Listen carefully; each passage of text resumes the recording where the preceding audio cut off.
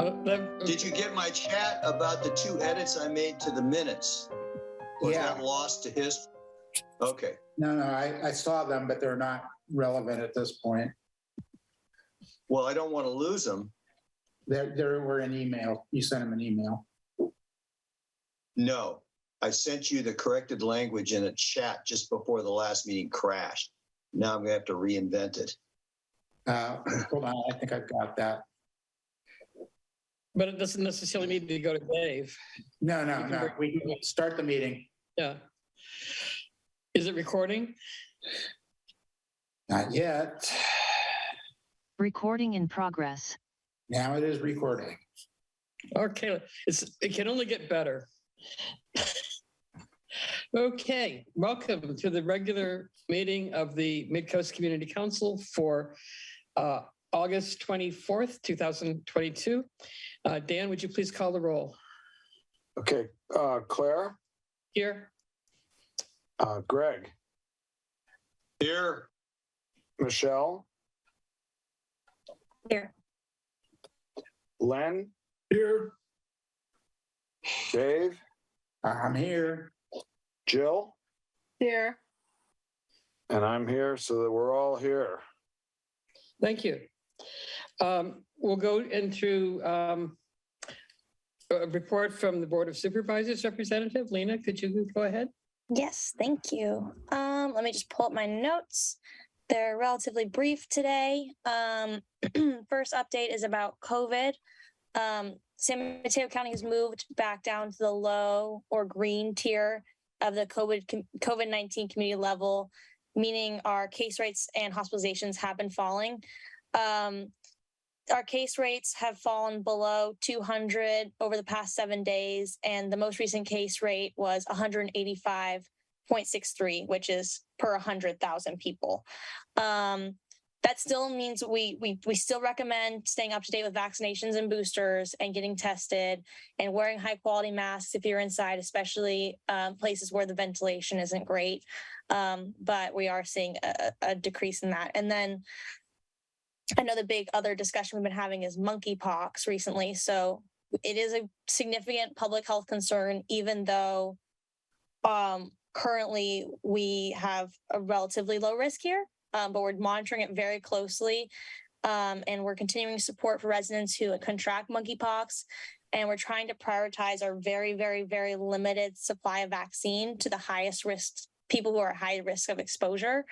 As of, I think this was last Tuesday, so last week we had 38 positive cases in the county, and for people who are seeking the vaccine, I'll put a link to where people can fill out a form that will basically prioritize people based off of risk level, and we can move forward with the vaccine. But we have an extremely limited number of vaccine right now. We're hoping to get more soon.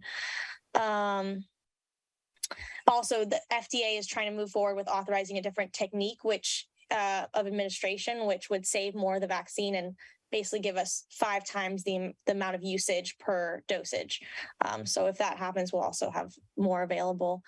I have been tasked with telling you guys about our very exciting farm worker commission that is coming up soon. So I'm just going to read verbatim what I've been told to say. The new San Mateo County Farm Worker Advisory Commission will provide recommendations and advise the Board of Supervisors on relevant matters through direct citizen participation. So the county is currently accepting applications for 10 commission seats, 4 of which will be farm workers. 1 will be a family member of a farm worker. 3 are from community-based organizations. 1 from the agricultural industry that is not a farm worker, and 1 from the San Mateo County Agricultural Advisory Committee. So deadline for applications is September 2nd. Interviews will be in Half Moon Bay. We have more details available online, and I'll provide that link. And then also Bray Hunter from our office is available to answer any and all questions. So we're really excited about this opportunity and just wanted to let everyone know about the open application period. And then my last update is related to a chip seal process that is happening on a lot of the roads between Highway 1 and 35, and that is starting on Monday, the 29th. So the project is going to cause some short-term delays and definitely inconvenience to cyclists, because the way it works is basically there's going to be these little rocks that won't have gone into the road yet. So it's very uncomfortable to bike on. It is very cost effective and it improves surfaces and does cause a lot of disruption. So I apologize for that. It involves 50 miles of county maintained roadways, and I will provide info on specifically when those are. And we have a timeline of when each road is being done. So that is everything that I have updates for. And actually, I did have one more thing that came in today. Let me just pull up the email about the Half Moon Bay Airport. So I think last the Midcoast Community Council had heard the airport had requested funds for an unleaded fuel tank for budget revisions, and our office was not aware of that. And it seems that there's maybe been some contention on whether we'll be able to do that or not. So our office is going to get involved and try and find out a little bit more, because as of right now, I don't think that is in the September revisions. It seems like they were unable to fund that request. So I'm going to try and find out more on that, but I just want to give that update because I found that out today. But that's everything I have, and I'm more than happy to take questions. Thank you, Lena. Are there any questions for Lena? Yeah, Lena, thank you for that update. Is Supervisor Horsley in support of the unleaded fuel tank at the Half Moon Bay Airport? Yes, absolutely. In theory, I mean, I think when we had talked, we thought it was 250,000, and then the email I just received this afternoon said 750,000. So I don't know. I think it's just looking into what is the best budgetary option. Like, can we get a grant for at least part of the funding? So we just need to talk to the CEO, because I think our office, I didn't do a good enough job bringing that to the county manager's office. So I'm going to try and see what we can do. But in theory, absolutely, he is in support of that. Okay. And is there something that the Midcoast Community Council can do prior to the September budget meetings in order to expressly show our support any more than we already have? I don't think it's necessary. I mean, if that comes up, I will absolutely ask, but I think I've heard loud and clear and articulated that to the supervisor, and we have documentation in your letters that you're absolutely supportive of that. So to me, that seems sufficient, that I feel comfortable going forward and saying that is something the Midcoast Community Council is extremely supportive of, just from what you've written in your letters previously. Okay. Yeah. It's pretty disappointing for me to hear that it's not currently in. So I want to do everything we can to get it in, because it's critically important for us here. Thank you. Thank you. Sid, you have a question for Lena? There's the mute. Thank you. Lena, this may not be something that you know about, but you did mention the chip seal program, and that's going to create a little bit of traffic, I assume. And I was just reading on Nextdoor that they've closed off the turn lane in El Granada at Coronado, and that's on Highway 1. So I don't know, you're probably not aware that there's a huge traffic problem right now because school started back up and the CUSD eliminated buses back in 2012. So parents of the unincorporated area have to shuttle and ferry their kids back and forth down to the schools in Half Moon Bay. So do you think that you can work with Caltrans to get them to start their chip sealing and road construction, whatever they're doing, a little bit later after the school traffic dies down? I know they've done that, accommodated that for commuters on 92, and they quit by 3. So, people don't try to get jammed up on their way home from work and that sort of thing. But do you think you could work with them on that? I definitely can try. I'm happy to try. So Coronado is the area in question? I mean, the traffic jam is all the way down to Half Moon Bay where the high school is, but Coronado, people trying to leave El Granada are complaining on Nextdoor about the fact that they can't get out onto the highway. And now I just read that they put K-Rail up so the right turn lane on the highway. That has nothing to do with it. Who's interrupting me? I have the floor, don't I? Yeah, I just wanted to let you know it's not the chip seal. I'm sorry, Dave. I'll let you talk when I'm done. But I was just saying that I heard that the K rail's been put up. It might be because of the bicycle path that they're building right along there. But I'm just asking if you could try to go with Caltrans, work with Caltrans to see about a different start time. Thank you. I'm going to interrupt too, because I don't think this is a Caltrans project. This is a county project. Is that correct, Lena? The Coronado. No, the K rail. So I think we're getting two things. Yeah, no, good point. Well taken. Thank you, Claire. And thank you, Dave. I think that there's two disparate projects getting confused right now. So the chip seal is a county project that shouldn't cause too much traffic because it really doesn't affect drivers that much. It's really quick to put it down. The problem is basically how chips, I don't want to do a whole DPW chip seal thing, but basically there's rocks that'll be there for a little while and they're bumpy. It's fine for drivers. They can drive over it. It's not fine for bicyclists. So that's something else. If there's something on Coronado, Sid, if you don't mind, I would love if you would email me the specifics because I'm happy to go to Caltrans. I would like to do that. But I would like to have your words of exactly where you're concerned. So that's a different thing and I'm happy to address that. But those are two different things. I hope that clarified. Thank you, Claire. Thank you, Dave. For me, it's just the traffic in general in the mornings for school because people have to drive their kids to school. And now there's lanes are closed because of the project they're building I forget what kind of bike path they're calling it. Multimodal trail, I think, is the latest buzzword. But that's related to, I guess that road work is related to the county as well. But I don't know who put up the K rail. So I can find out who put up the K rail. It's by the contractor for the parallel trail and no lanes are closed. They've just made them very narrow. I love having Dave around. Okay. We'll move on to Half Moon Bay's report. Harvey. Thank you, Lena. Thank you, Lena. Thank you, Claire. At the last city council meeting, a couple of relevant items. The first was a letter that the city council is sending to CCWD in support of the efforts to get recycled water, which is only about a decade and a half in the making. CCWD is definitely going to be involved in it. Sam has been on and off, but it's the will of the council that we actually do implement recycled water. It's time. It's way past time.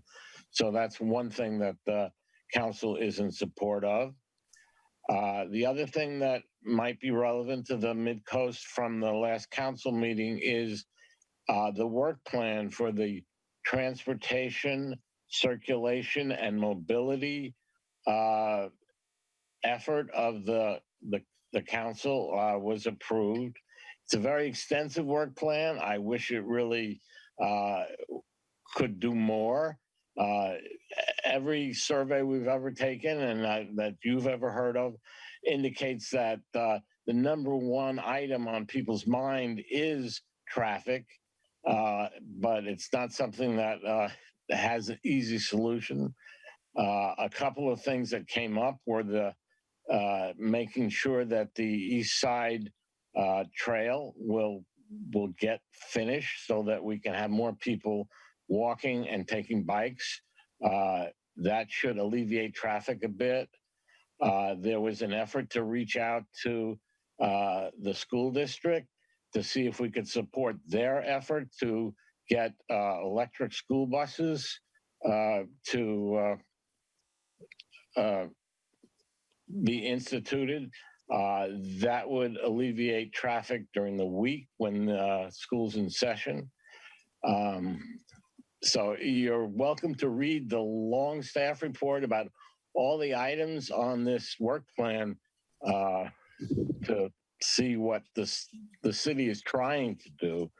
It's a long list, but it's a pretty difficult task to deal with traffic. I've lived here 24 years, and it's just something that is almost intractable, to be honest. And I wish I could tell you otherwise.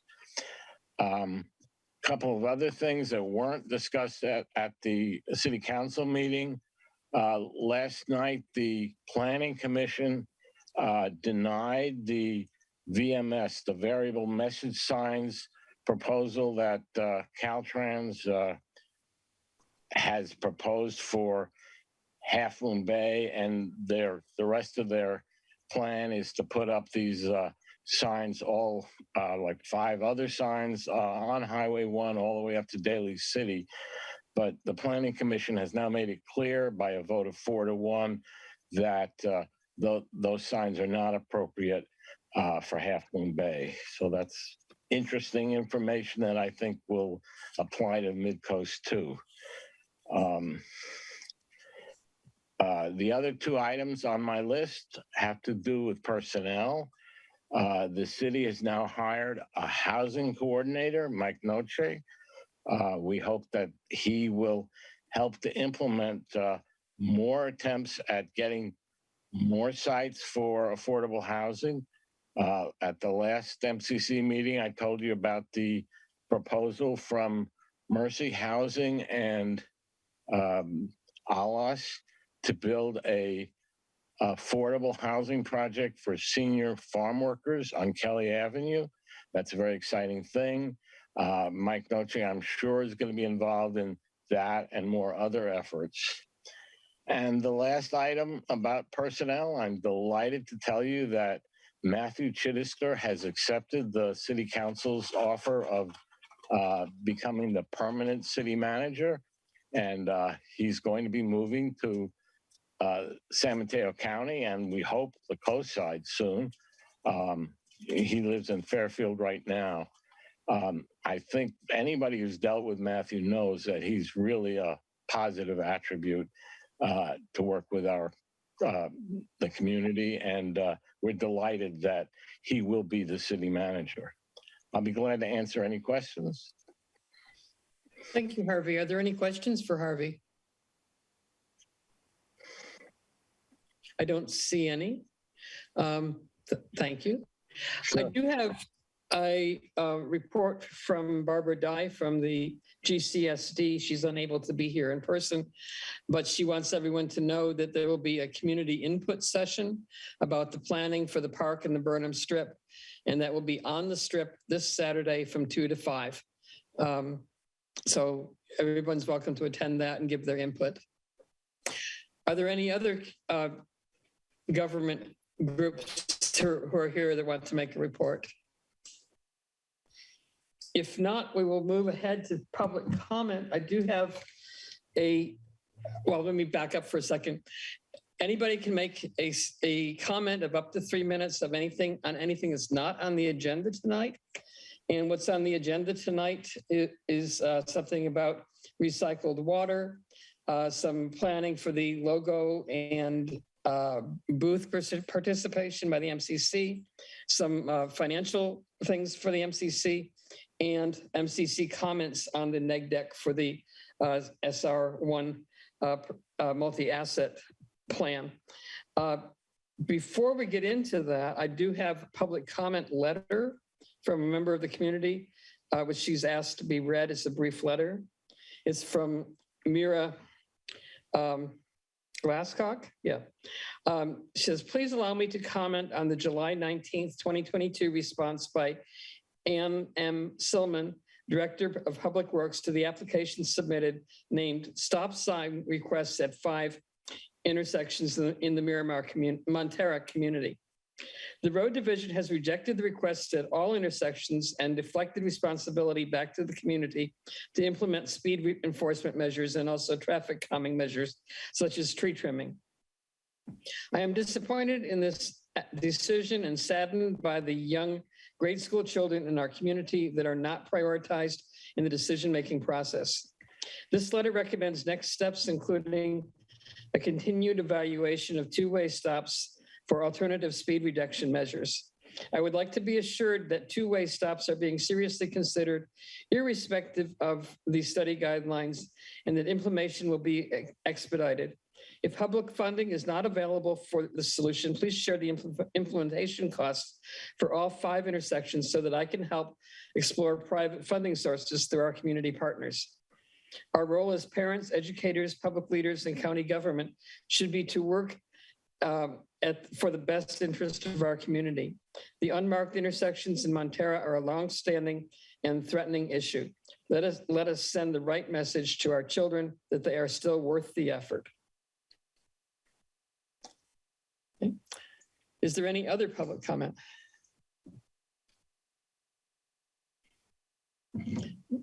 Sid? Hi. Piggybacking on that, there on next door also that people are saying that because the traffic is so bad, everybody trying to get their kids to school, that people are driving on the wrong side of the street to bypass all the people waiting on the lanes to get out of different neighborhoods and stuff. So I fully support that woman that just sent you the letter, and I don't know what you can do about it. Apparently nothing. CUSD doesn't want to provide buses and the county doesn't want to provide more stop signs, but somebody's going to get hurt. I mean, already a child died at Kelly Avenue a few years back, so it's a little scary. The other thing I want to mention is, I guess I wanted to ask Lena this, but I got so agitated because one of the council members interrupted me. The thing about Quarry Park, there was a big front page article on the San Mateo Journal just like a day or two ago, and it probably will be bringing a lot more people from over the hill to our coast side. And I wanted to know how soon they're going to get the extra 18 parking spaces near the pump track that were promised, if anybody happens to know if that's even on the agenda. I think they're trying to get a coastal commission permit or something. Fran Pollard might know more about it, but I don't know if she's on right now. Anyway, thank you. If you could ask about that, that would be great. Okay, thank you, Sid. Carlene, go ahead.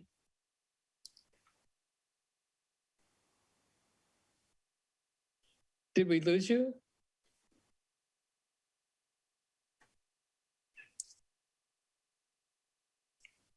I sent her an unmute message. Maybe she stepped away. Okay. Just saw her. She's on mute. She may not know that.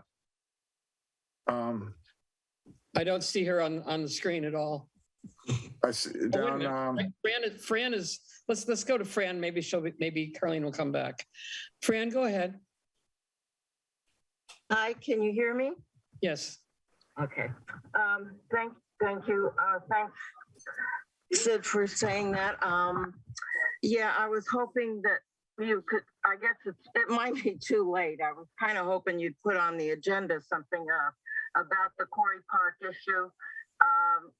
We got less than 2 weeks notice that they're gonna, the issue comes before the Parks Commission a week from tomorrow about,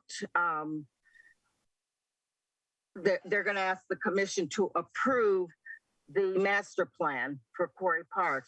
And that's all we got was about 2 weeks notice.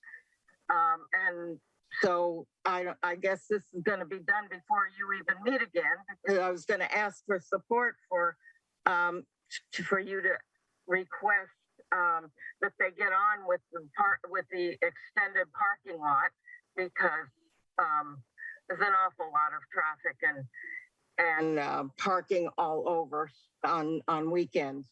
So that's the main thing. I think we came to you when they first presented it back in May, the draft plan, and there were 4 issues. We're concerned about flooding and sediment erosion if we ever have another storm and flood again that comes down on our streets.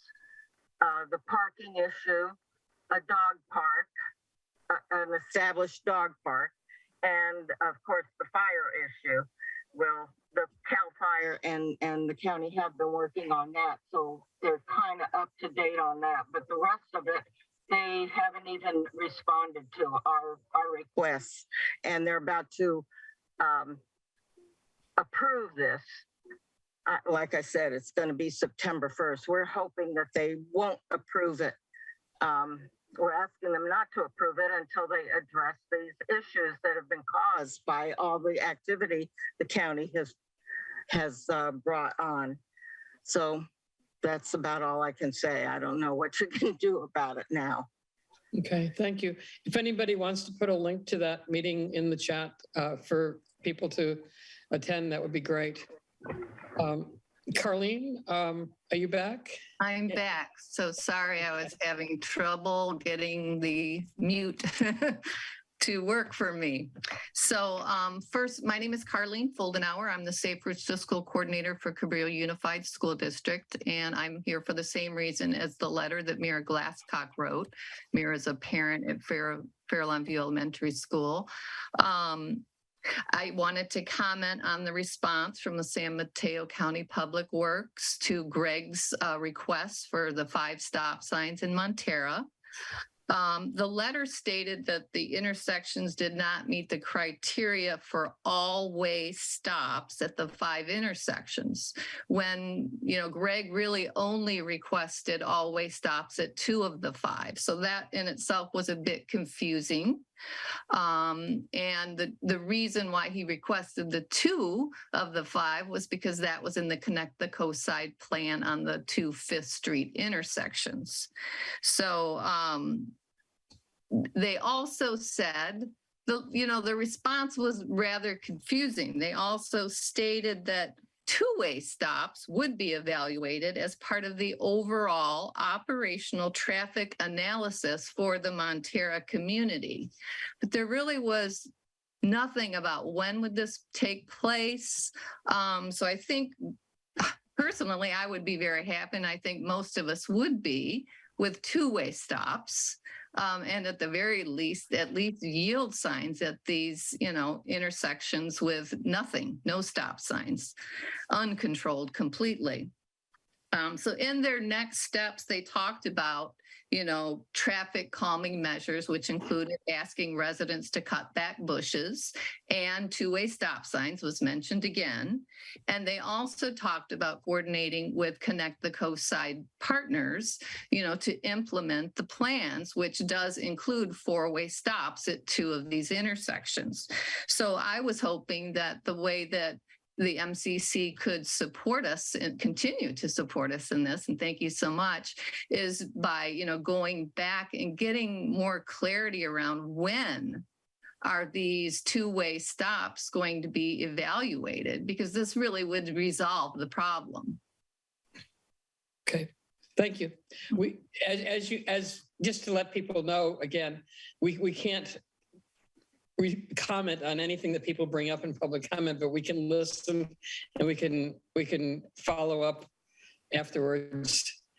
So thank you. Any other public comment? We'll go ahead and move on to the consent agenda. On the consent agenda, there are 2 items. One is the minutes from July 27th and August 10th. And the other is the recognition of Artist Appreciation Month. Is there a motion to approve the consent agenda? I move to approve. I would like to pull a couple of things or modify or edits later. Okay, what are you pulling?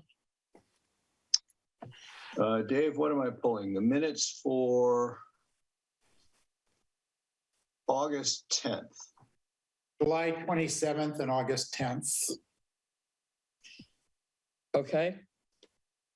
Do we I'll second Michelle's motion. I move to approve it as amended. So basically just item 3B, Artist Appreciation Month. And Dan, you second that? Yes. Okay. Could you call the roll, please, Dan? Claire? Yes. Greg? I requested we amend the minutes, so I guess we're ignoring that request. You have to move it to the regular agenda.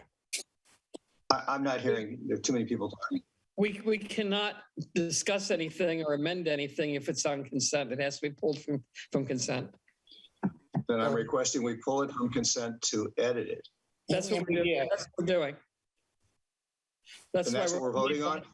No, we're only voting on approving Artist Appreciation Month. I approve.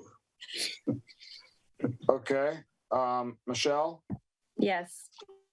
Glenn, Yes.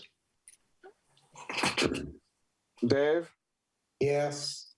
Jill, Yes. and I'm yes too. So that's 7-0. Okay, thank you very much. Now we can move into the regular agenda. And the first item on the regular agenda is a introduction to the concept of water reuse. We have with us tonight Laura Allen, who is from Gray Water Alliance, and she's going to give us an introduction to what actually people can do to take some control over their own water usage. Laura, welcome. Please go ahead. Thanks for having me, Claire. Thanks everybody for having me, and I'm going to talk a little bit about gray water. I'm going to share my screen. So let's make sure that works. Could you let me know if you can see my screen? Yes. Okay, let me get this going. I'm with an organization called Gray Water Action. We're an educational nonprofit. We're actually a fiscally sponsored project of the Ecology Center in Berkeley. And we mostly work in the Bay Area and Los Angeles area, but I live in Oregon now. I used to live in Oakland for a long time. And just to kind of contextualize how much water we are talking about, gray water, every home produces it. There's a lot of it, about 1 billion gallons generated every day. We can't tap into all of that, but just so you can be aware that this really is a significant amount of water that we could be using differently. And for those that aren't familiar, gray water. Yes. Huh? Can you hear me? Okay, for those who aren't familiar, gray water is coming from your washing machines, showers, baths, and sinks. Bathroom sinks is gray water. Kitchen sink is currently not allowed to be reused in California, though it is in other states, some other states.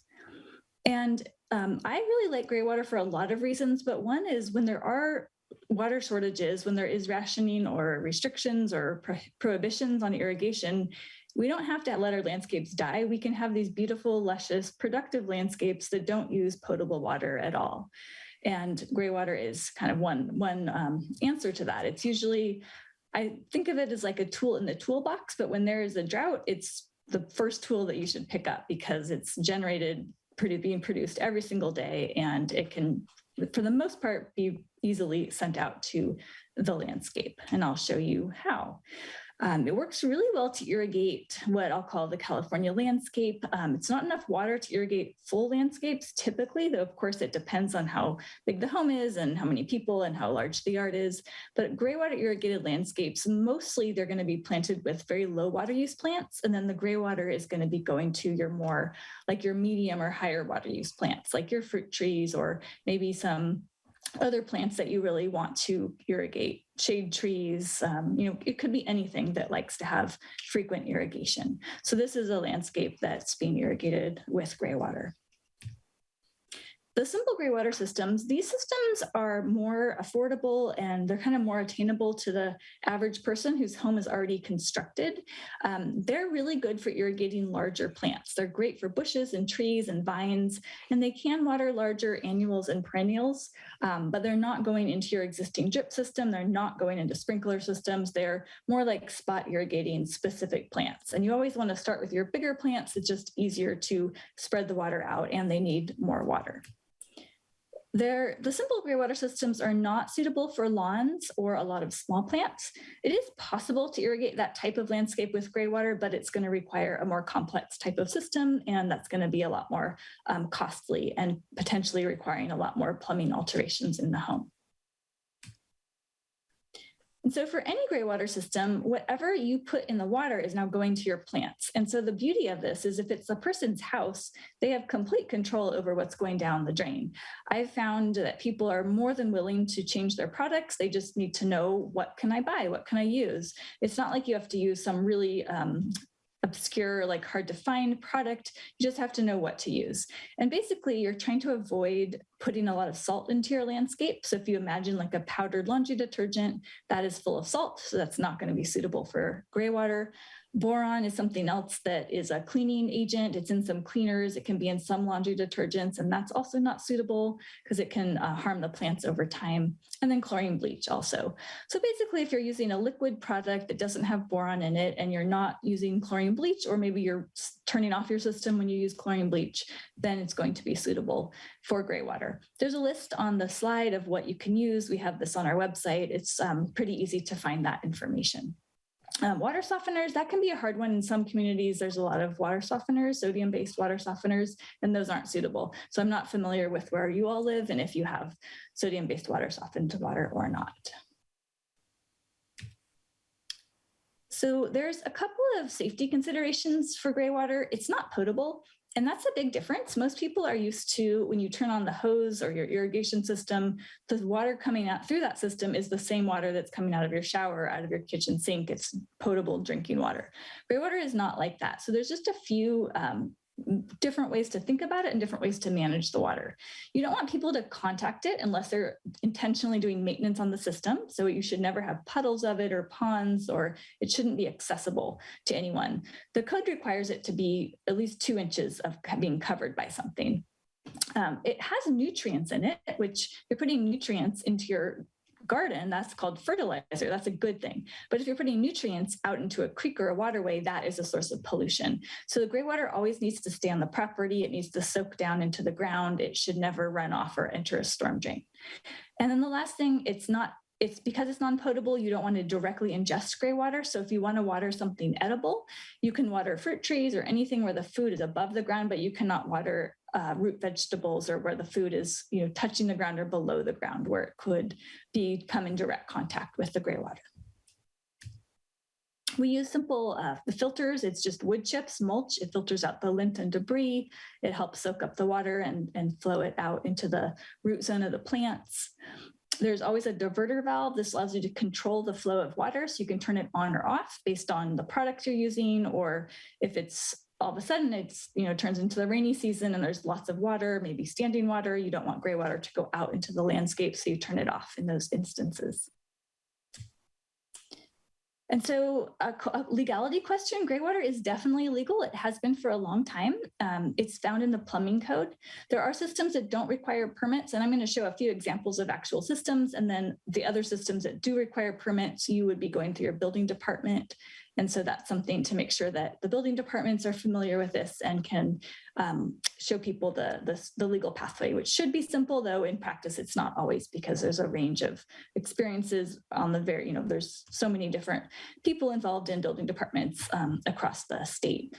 If you're in a county, not in a city, then you might be going to your county environmental health. And so then when you have multiple agencies, that can be another barrier for legal reuse of gray water. So at the home scale, you usually can see a savings around 16 to 40%. That's when you are taking water that you already used in the home and now you're putting it out to irrigate plants that you used to irrigate with water. So you have to be replacing potable water to see any savings. Gray water doesn't just inherently save water. It has to be designed properly. You have to be turning off other sources of irrigation and replacing it with gray water. But this is about what you can expect to see. There's a big range because some people maybe can only tap into their washing machine. Other people can access all of the showers in the home. And that's going to depend on how the home was built and how the landscape is, and just a lot of really site-specific factors. Water savings is the primary driver for people to use gray water, but then you have the source of water, so you get these other benefits too. You can have hyperlocal food supply, you can create habitat, you can hydrate your landscapes, which can help with fire prevention. you can help people be aware of what they're putting in the water. That fosters awareness, and usually more environmentally friendly products are used when people are thinking about what they're putting in the water. And then of course, this can create good jobs for people. Anyone working in the landscape industry or the building industry, this can become part of their portfolio. So here's another gray water irrigated landscape. You can see it's mostly low water use plants, except for there's some fruit trees in there, and those are tapping into the gray water from the home. The mulch is the basins. That's where the water is being soaked up, in those little green circled lids. That's where the water is coming in below the ground. So there's not a lot to see with these simple gray water systems, but you have these landscapes irrigated with this on-site recycled water. Here's another one. And so now I'll just show you a couple systems and then stop for questions. So one system, this is the most popular kind. It's called Laundry to Landscape. It doesn't change the plumbing in the house at all, and it doesn't need a permit in California if you follow some basic health and safety guidelines. You're connecting your gray water system directly to the appliance. So it's connecting directly to your washing machine. You can see in this picture, the machine's in the house. There is a valve connected to the discharge hose of the machine. And now you can control the flow of water. One direction, it goes back to the sewer where it used to go. If you turn the handle of the valve, now it's going out into the landscape. And you can think about it sort of like a drip system, but everything's bigger. The tubing's bigger, the outlets are bigger. You don't want to have clogging in the system. So everything flows out and then it's filtered once it's in the landscape. It's all subsurface, but you can just see how the water flows with that blue, those blue lines going through the landscape. The costs are a couple $100s in parts. This is definitely a do-it-yourself project for people that work on their house, put in irrigation systems, feel handy with basic tools. For people that hire someone, it's usually a 1 to 2 day job. So you're looking at the $1,000 or $2,000 range. But of course, that really depends on the complexity of your particular project. This picture is showing a very straightforward installation. You're just going right out the wall, right into the landscape. You may have to go through a crawl space or cross a patio, cut concrete. There's a lot of complications that could add time and expense to it. But most people can install the system relatively easily. There's widespread support around California with these. A lot of agencies give incentives or rebates or free education. Some places even have free installations for income qualifying residents. Kind of around the state, you're going to see support for that. Just here's a few pictures of what it looks like. You have this little valve in your home right by the washing machine where you can control the flow. The water, you can also make it look kind of match. Some people want it to match the aesthetics of their home. So this is a custom design where this was professionally installed and they wanted the installer to match the cabinetry in the laundry room. So that's definitely possible as well, but that's typical installation. It's just connected right to the wall. And then the water flows out. This is a construction picture. So the tubing is below ground. It's coming out into the mulch by the trees. And when it's covered up, there's not a lot to see. It's just flowing into the landscape, irrigating the trees or bushes. The picture on the left, that's Los Angeles. The picture on the right, that's San Francisco. So you're going to be picking plants that do well in your area, wherever you live, and watering them this way. So now there's, gray water comes from showers and baths. Also, that's usually a large source of water in a home. And so if you want to tap into that water, now you have to be able to access the plumbing. So for some people, if their house is built on slab and grade construction, their plumbing is buried in concrete and they find out they actually can't really do this kind of system without major construction work on the home. Other people have a crawl space. Maybe they even have a basement that they can access or some easy place to get into the plumbing. You have to put in a valve in the drainage plumbing under the shower. And now one side of the valve again goes back to the sewer. The other side goes out to the landscape. This particular picture is a great system if you have gravity options where you can have the water flow by gravity out into your landscape and you have suitable plants near the home. So if your yard is flat and there's trees near to the home, or if your yard is downward sloping and you can flow out by gravity, the water's just naturally flowing out. There's no pumps, there's no extra energy. It's being divided up by these fitting called a flow splitter and going to your different plants. So if you have the right setup for this, it's a really great system because there's no moving parts, nothing to break, and it works really well. It does take a lot more labor to install it because you're sloping the pipes and it's just a little bit more tedious. So the cost does go up for this kind of system. And it could be done by a do-it-yourself person. depending on how easy it is to tap into the plumbing, and it does trigger a plumbing permit. Then there's times where you can't have gravity, you need to pump. Maybe your yard is going uphill, or maybe you have to cross like a deck or a patio or something before you get to the landscape. Then you have to access the gray water. Again, you have to tap into the drainage plumbing under the shower or bath, and you're flowing the water into a small tank. It's not storing gray water. You never want to store it because it becomes anaerobic. But you can temporarily collect it, and then at least once a day that pump will turn on and pump out the water into the landscape.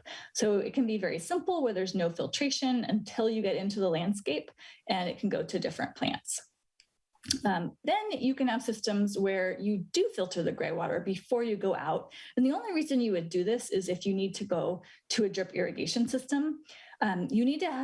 You can't send filtered gray water into an existing drip system because even filtered gray water is dirtier than tap water. And so it has to go into a specialized drip tubing that's made for dirtier water. So you would still have a separate system, but you can do drip. So that means you can spread it out to a lot more plants and smaller plants that need less water. And then there's systems where, this is a picture of a system where it's a whole house system, and the gray water filter is automatically cleaned, it's back flushed, and this is a gray water irrigated lawn. So it is possible. These systems are a lot more expensive, and they're typically only installed in new construction because of the cost. It doesn't really feel attainable to most people or feel like worth it if they can't get all of their gray water going into the system because it is quite expensive. These systems can scale up. I like this example of a commercial scale example because it has, it's called Evergreen Lodge in Yosemite, and they have all these little cabins, and each cabin has a very simple gravity flow gray water system going out to irrigate the landscape near the cabin.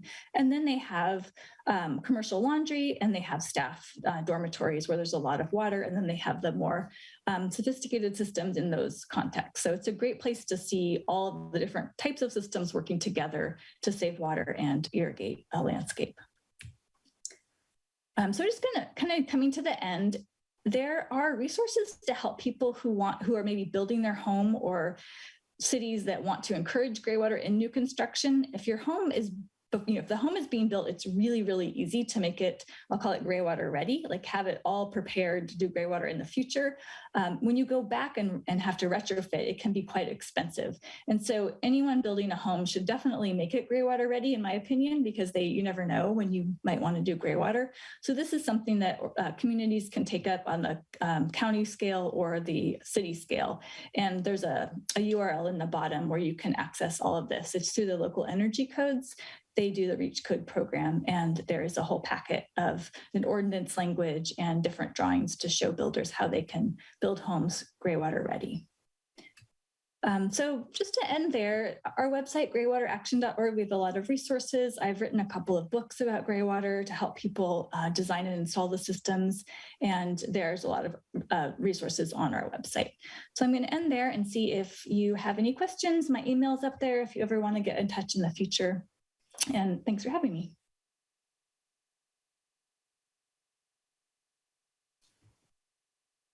Claire, you're muted. Thank you, Laura. That was very interesting. This is an item we're not going to vote on. This is information only.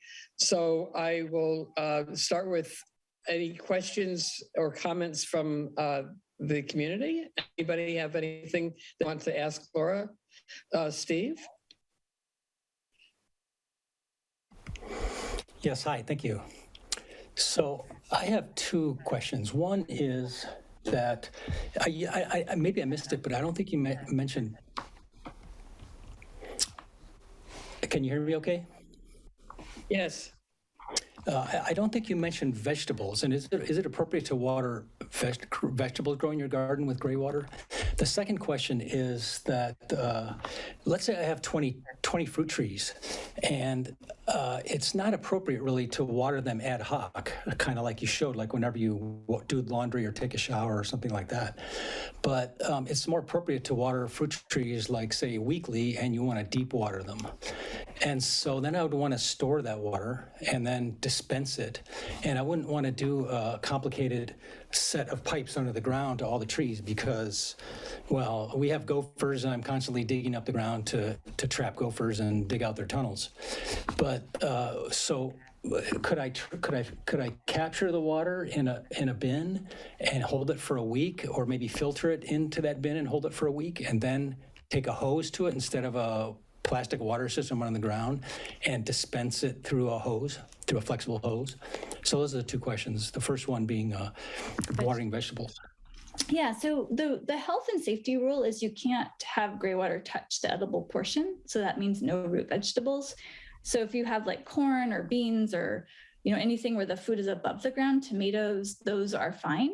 You get into a logistical challenge of adequately distributing the water into a vegetable garden. So I always try to steer people to the easiest plants first that need irrigation, which tends to be the trees. If you don't have any trees and you only have a vegetable garden, yes, you can make it work, but it's a little more challenging to distribute the water to make the plants happy than it is to do that to trees. So I guess it depends. Like, yes, you can, but it may not be the first place you should start with the water. The second question, 20 minutes is really not a lot of time to give you all the info about gray water. In my book and on our website, we have a lot more information, but the short answer is when you design a system, you need to calculate how much gray water you have. And then you look at your landscape and you find the suitable plants and you calculate the plant water needs on a weekly basis of your plants. And then you match. So you're, going for a good match. It's very different than other types of irrigation because you don't have full control over how much water, but you're doing a good match of your average typical use. And so you're trying to keep those plants happy by adequately irrigating them. They may not get water every day. They may get water once a week, depending on what kind of system you are using. They may get it more than once a week. I have found that plants can be very happy with not the kind of textbook style irrigation that you're told to irrigate your plants with. They can thrive with different types of irrigation schedules. So that's just what I've seen. We did a study where we looked at over 1,000 plants irrigated with gray water, and they were all irrigated with simple gray water systems. And for the most part, they were thriving. Yeah, again, these are fruit trees, and best practices is to deep water them maybe weekly to encourage deep root growth and minimize surface evaporation. Yeah, and it's going below ground, so you're not getting surface evaporation into the mulch. The basins also do a little bit of that because they soak up the water and then they slowly distribute it into the soil. So it would be different than what you've been doing, but I would anticipate that the trees would be happy with it if you adequately. Okay, thank you. Thank you. Anybody else in the community have a question? I don't see anybody, so we'll go to the council. Dan? Yeah, I just want to thank you, Laura, for your presentation. I think it's really good. I really enjoyed it, and great timing, with the drought we have here and everything. So,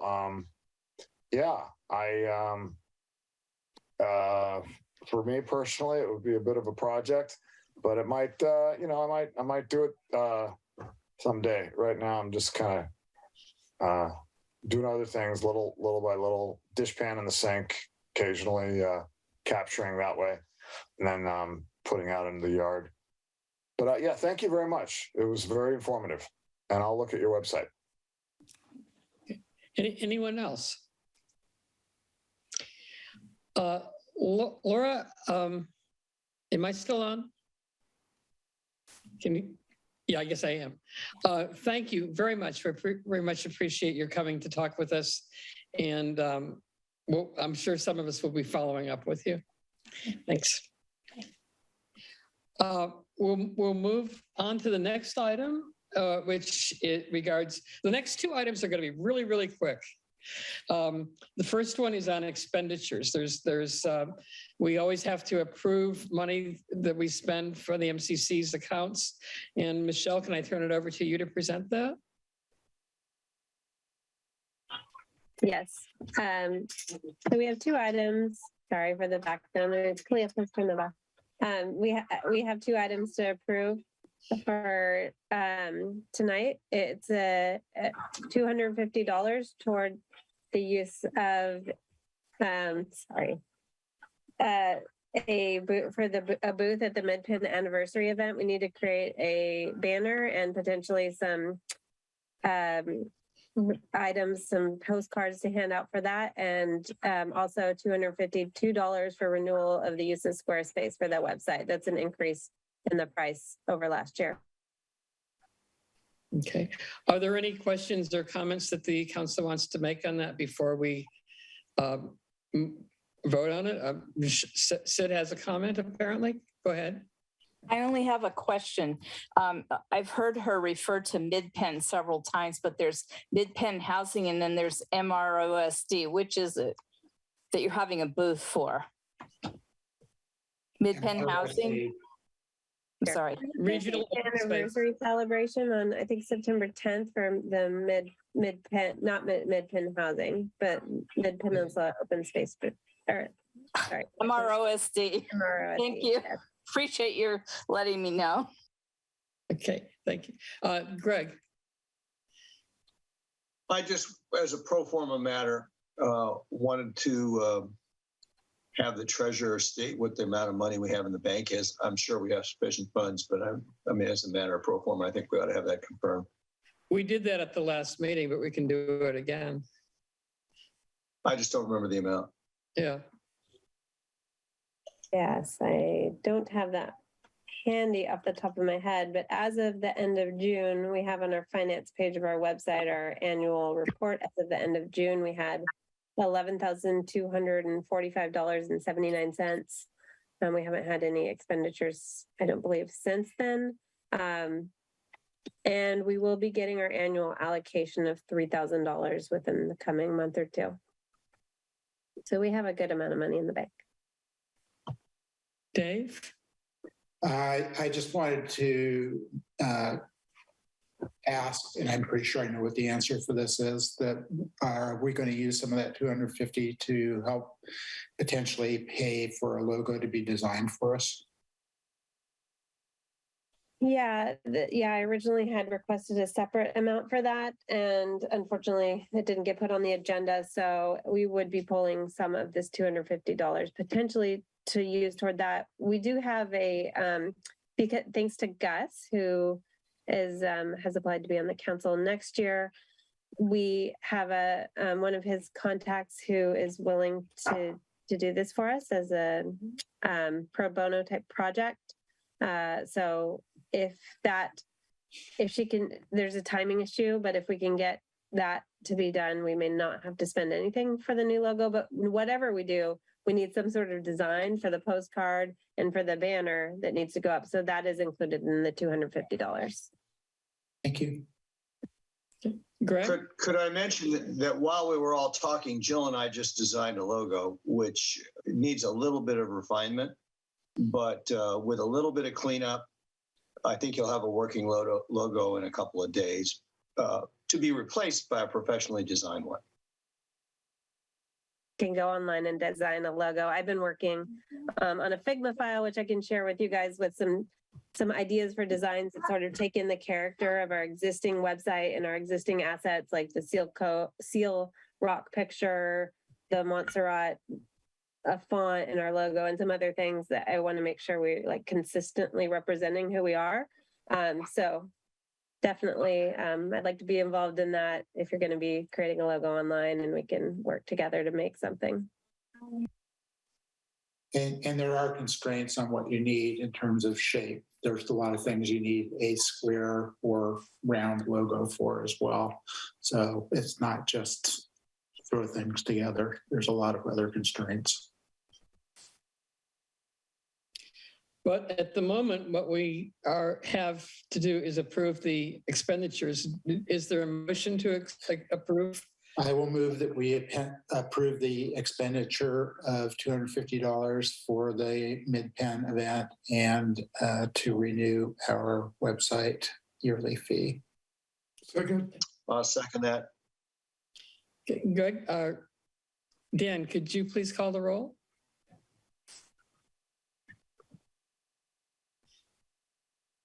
No, he's muted. He can't call it. Yeah, that was Dave that moved it, and Greg seconded. Is that correct? That's correct. Okay, Chair. Sorry, Chair. Claire. Yes. Greg? Yeah. Michelle? Yes. Len? Yes. Dave? Dave? Yes. Jill? Yes. And I'm a yes too. Okay, so 7-0. Thank you. I would also like, sorry, Claire, I need a couple people to look at the banner that I've. Wait. That's the next agenda item. Got it. Okay. Thank you for keeping that short. Hopefully the next one will be short too. Jill's already ready to go.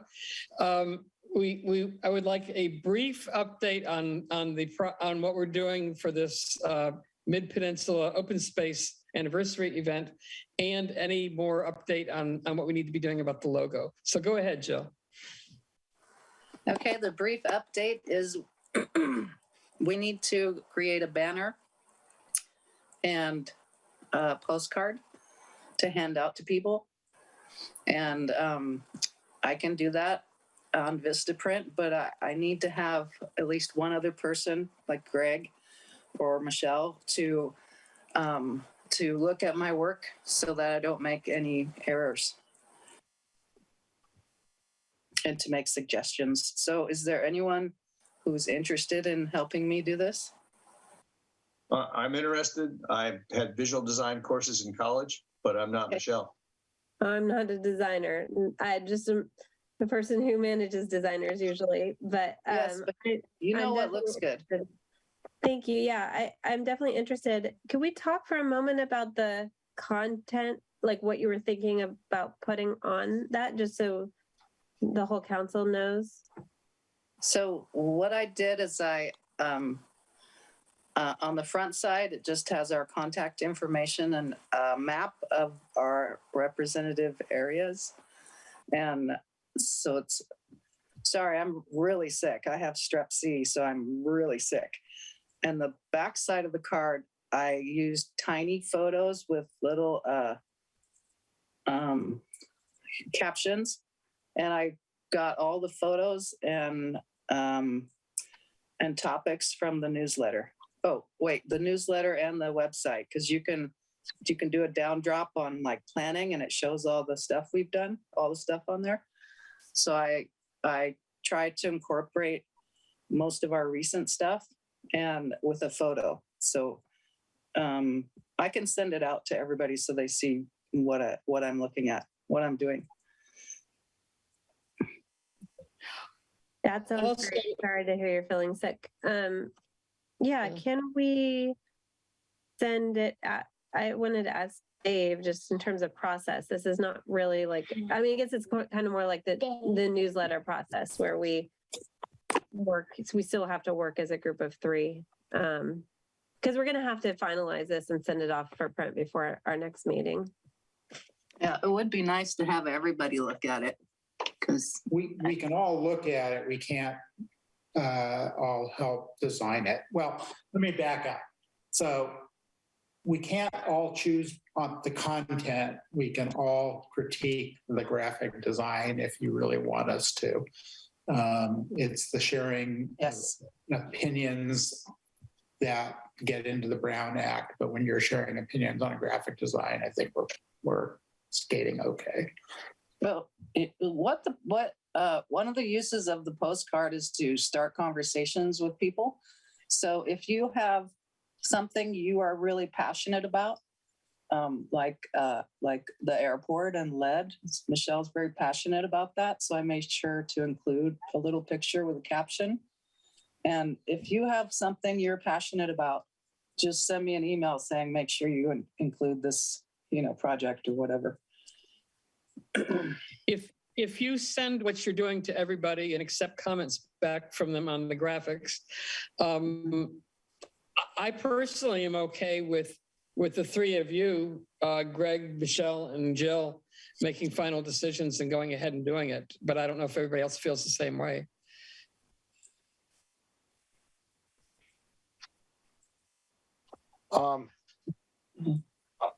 can I make just a quick suggestion that, you know, it could be issues of now specific, or it could be just a very general message that, you know, could, you know, be timeless, carry over in the future for carry over. My guess is that, you know, a lot of times, well, there may be some left over, you know, it's always hard. I don't know, just a thought to make it, I guess the council needs to make a decision whether it should be, you know, like immediate issue specific, or should it be very general and, you know, where it could be used, you know, in the future for other reasons. I'm just throwing that out there. I'm kind of not fixed one way or the other. It's a good point, though.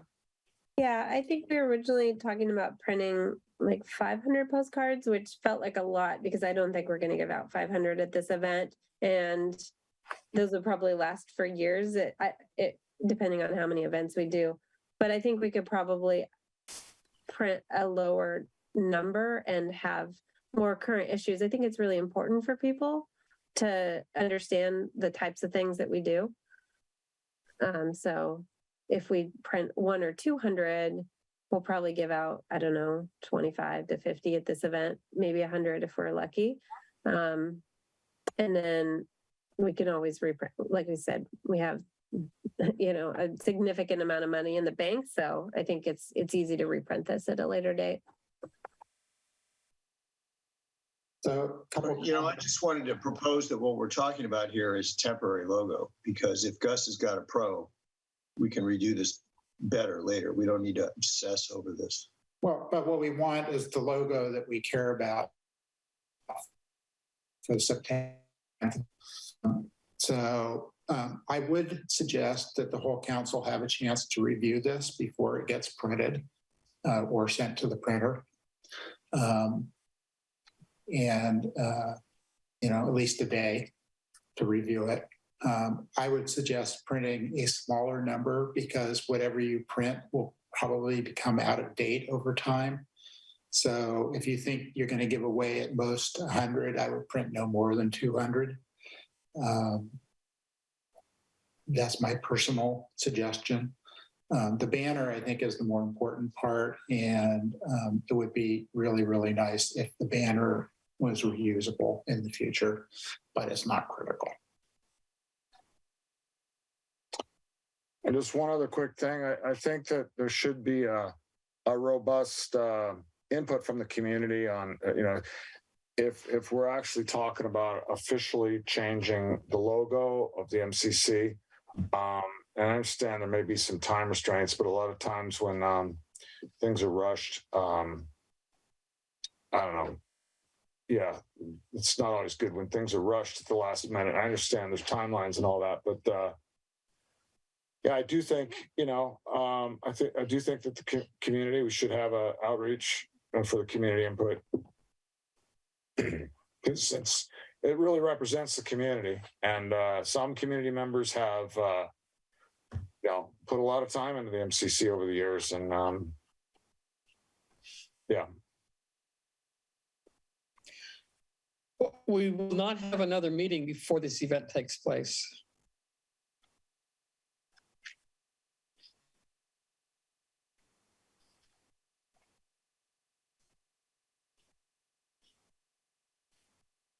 So I'm not sure. I've been assured by Jill that she and Dan are going to be on top of this, but and I'm certain that will happen. But what decisions do we need to make right now to make sure that it goes as smoothly as possible? Well, I need to have somebody to approve the design, and I'd like to have it approved tomorrow. The design of your postcard? Of the banner and the postcards. Well, if you don't even have the logo yet, how can the banner possibly be approved tomorrow? Because we can use either no logo or the existing logo. So we should maybe talk about that. The existing logo is unusable on a banner. Then let's not have one. Can't we have like similar fonts on the banner? I mean, what do we want to have on the banner? Midcoast Community Council, maybe the website. I don't know. Here's what I'm thinking. Okay, so booth design.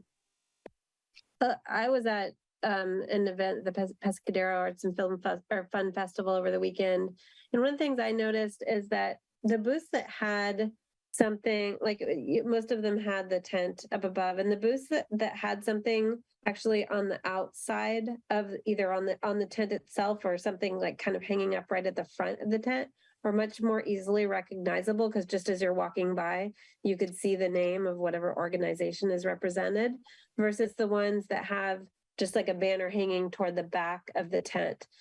So one thing we could consider, if we're going to print one thing now, is to have just a very thin, like kind of long banner that just says Midcoast Community Council, maybe has the website down below in smaller print, a smaller font, that we hang up at the front of the tent.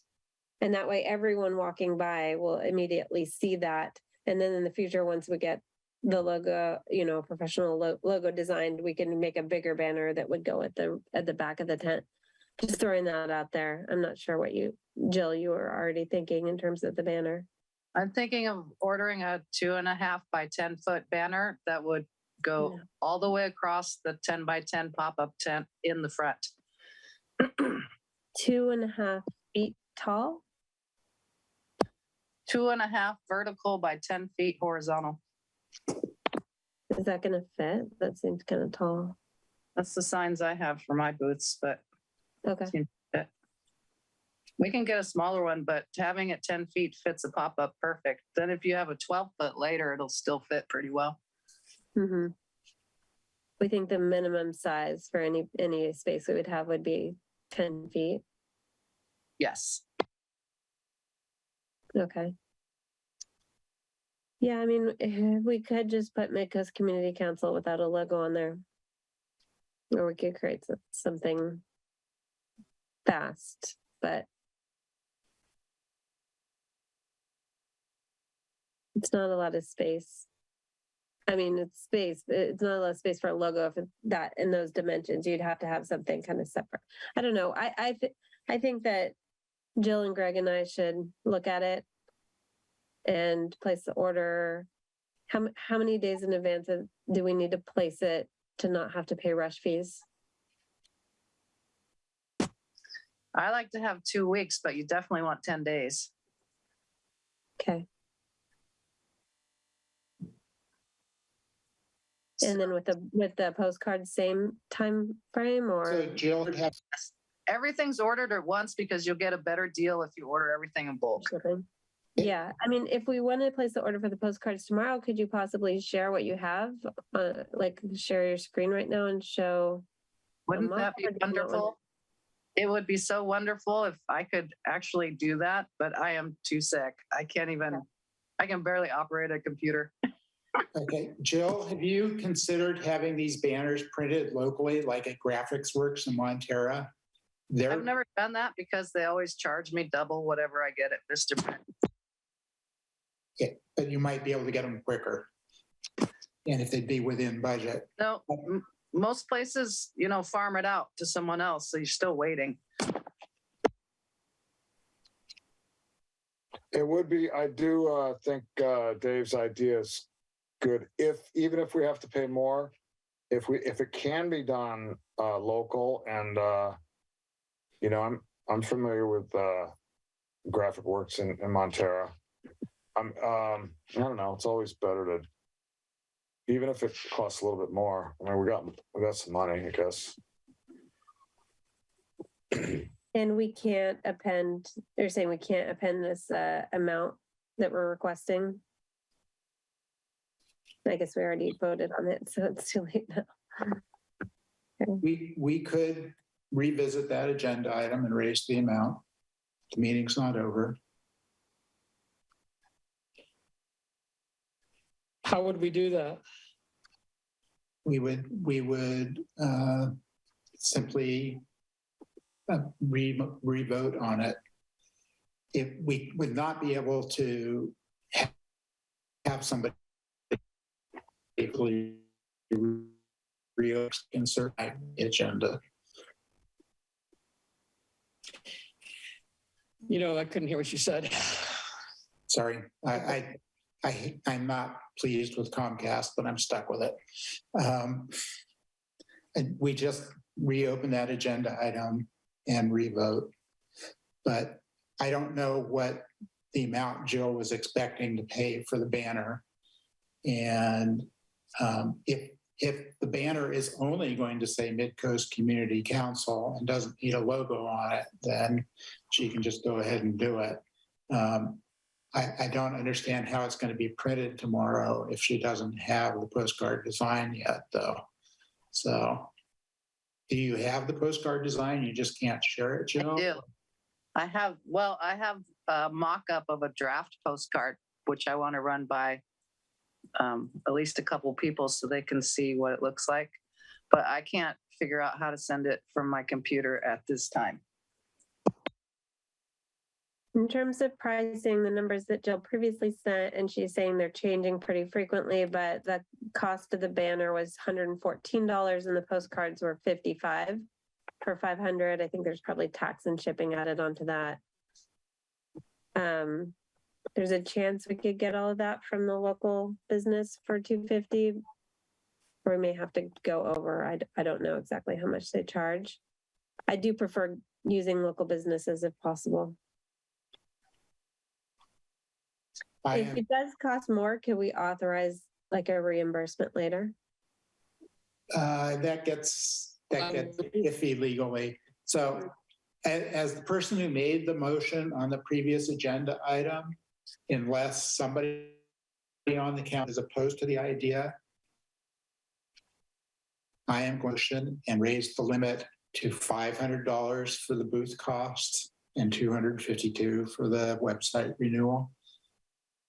Do I have a second? I would second. I'd second that.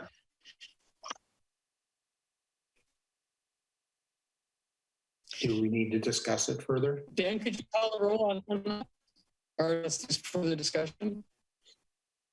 Yes, Claire? I don't hear any further discussion. Yes.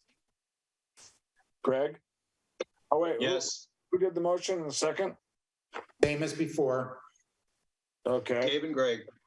Okay, so Claire and Greg are a yes. Michelle? Yes. Len? Yes. Dave? Yes. Jill? Yes. Okay, so the vote stays the same. Approved 7-0. Just one quick thought. I know you're probably on top of it, Jill, but two things. Number one, there's probably no limitations from MidPen as far as the size, but I know from experience that, well, you're probably designing it maybe so that the letters, it's Midcoast Community Council, so it takes a lot of space, that there wouldn't be a lot of extra unnecessary white space in the back, or that it would be just big enough with a little bit of border, appropriate border with the name. Is that the thought? Just because, and I'm saying this because, sometimes, the size is an issue wherever it's used in the future. If it's too big, it might not fit, that kind of stuff. As long as it, looks balanced and all that. I'm sure you probably already looked at that, all that. That's why I want to have a couple of people look at it, just to make sure it's balanced and, it has the right elements and lettering. But what I'm thinking of is just Midcoast Community Council, and then underneath smaller representing, and then you have Miramar, just list the cities we represent, and then we can just put a map behind it. And that's it for the banner. Okay, I think we're in agreement that Greg and Jill and I will work on that, get it printed locally, have it ready for the event. Does everyone else agree on that? Yep. Yeah, I strongly request that the proposed images be either sent out to the MCC by email or sent to one person or drop thing, post them to the website so that everybody can see them before they're printed. And what if people have comments on them?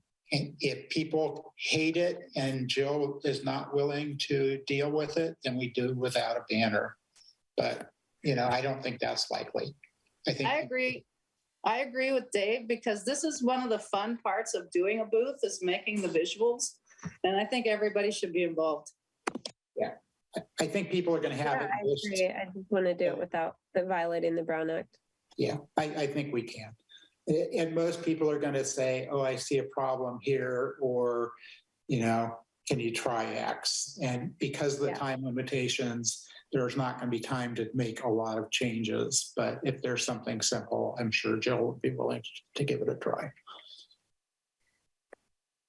Sure.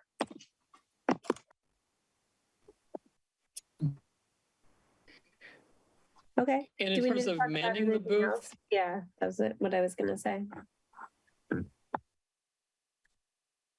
Who's going to be there? I'm going to be at the event because I'm there for the History Association. I volunteered to be there for the MCC part of the time too. I think there were several other people that volunteered at the meeting where we approved it. And I can go back and do it. I think we have everyone except Michelle wanting to help for some amount of time. I can be there. Probably with my kids. But yeah, I can definitely bring your kids. Okay. Great.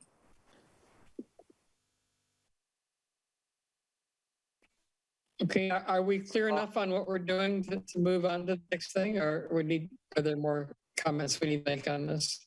I would just say we probably need a schedule of who's there at what times. Unless some people are going to be there the whole day and we'll cover it and then other people can just show up. Yeah. I just want to let everybody know it's my mother's birthday, September 10th. So I do want to help, but I'm not certain which hours I can be there. Can you help me set it up?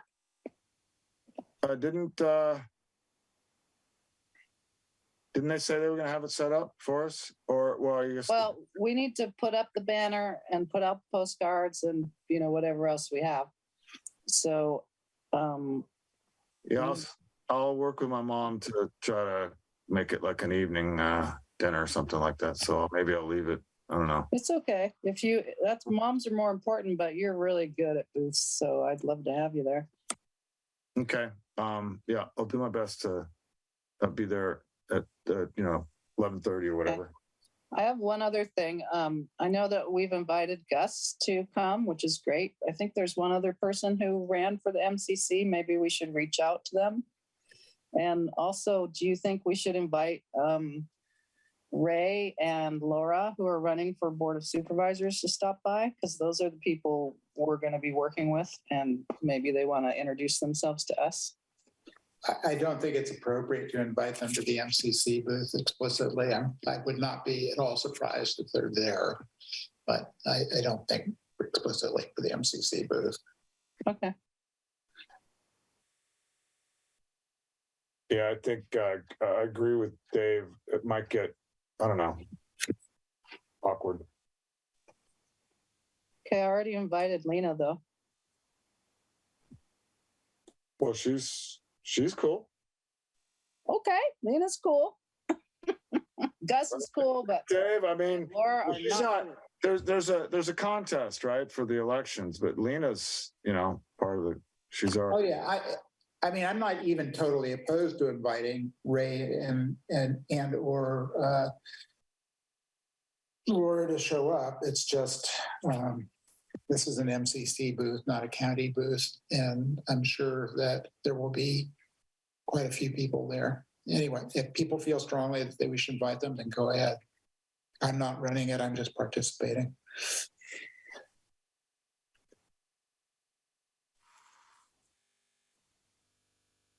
Yeah, I guess you could look at it a few different ways. You know, the county is really the decision makers. MCC advises the county.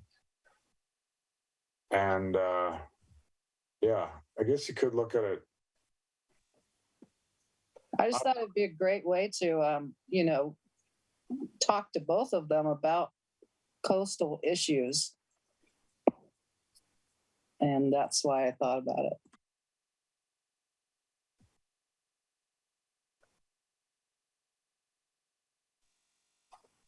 But we don't have to decide. Let's just sit on that. I won't do anything. Clara's going to be the one that reaches out anyhow, I think.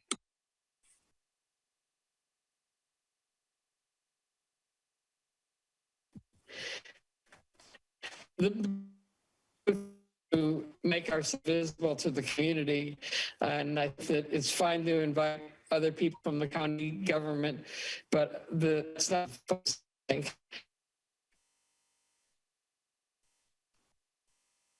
This is for the residents. At least on and I keep getting knocked off. So.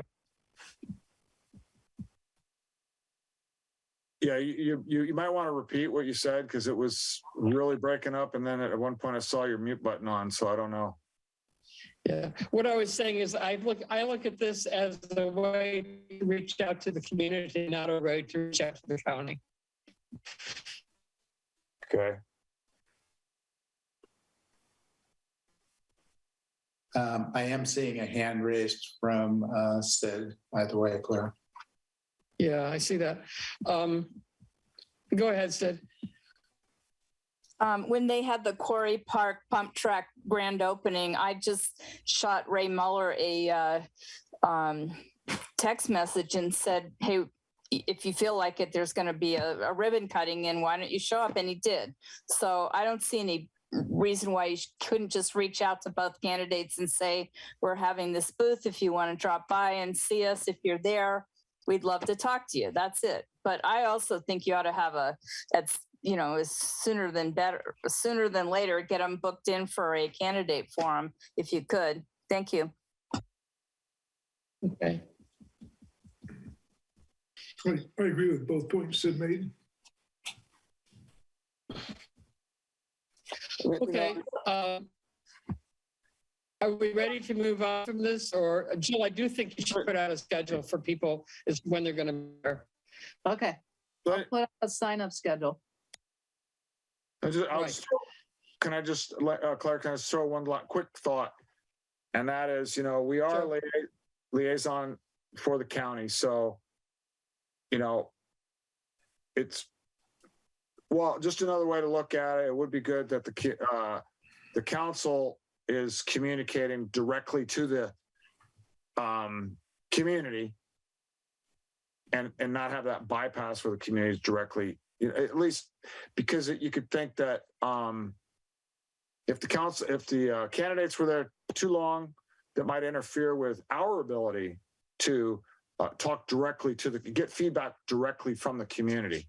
So that, ultimately we're the ones that need to have the really good pulse of the community. And that's my thought. That's it. I agree with Dan. And this is not our event. It's our booth, not our event. So I think that fine to invite anybody we want, but I think they'll be there for other people's, for the entire event, not just for us.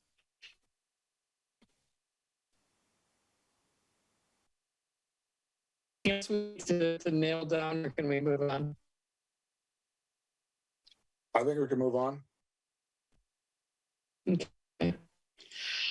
The next item on the agenda is last meeting we discussed the Caltrans multi-asset neg deck for the Highway 1 proposed. I'm getting words in the wrong place, but we know what we're talking about. We talked about the project and about what some of the things the council thought about it. A group of the council members has written a letter for us to approve, or at least to discuss, to send to Caltrans. There's a time limit on that. It has to be done, I think, by tomorrow. and I'm going to turn it over to Len. And if there's any need for me to be part of this, I will go ahead and join the discussion, but I will basically turn it over to Len to take over. Okay, thank you very much, Claire. So I'll be working with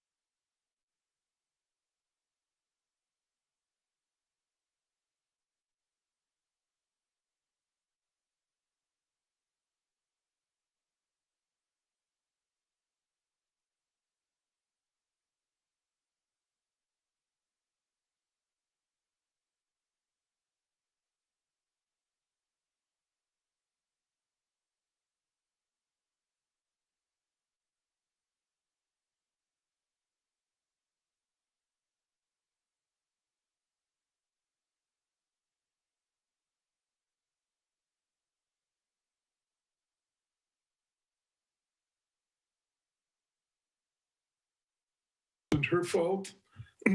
I put up here all of the different names by which this project is known. So it is the State Route 1 Multi-Asset Roadway Rehabilitation Project. That's the overall project. A document was published with that title and then was called the Draft Initial Study with Proposed Negative Declaration. That's also known as a Draft Environmental Document and also sometimes as a Draft Initial Study NEG-DEC. So those are all associated with it, and I'm hoping Caltrans can get it a little bit narrowed here. What I'm going to do is just give, in previous meetings, we've had some overview of this project. As Claire mentioned, there was a group of 4 people, Greg, myself, Steve Terry, and Dan Haggerty, who met over the last week and a half since the last meeting to put things together. Our effort was somewhat hampered by myself having COVID on the major starting kickoff date, so we lost a couple of days there. In any event, the intent was to have this for people to look at by last Wednesday, but it really went out on Saturday. So we have received some comments, but basically the intent here is to step through the document in a section by section, just to recap what's there. If we need any context in terms of the project for background, I can provide that. But the goal is to go through it in this order. And as we go through each section, note if there are issues or concerns with wording, better ideas for wording, et cetera, in the different areas. I would also point out as we start, we had both the city of Half Moon Bay and the county planning and DPW submit county comments on this, the county appropriately at their level.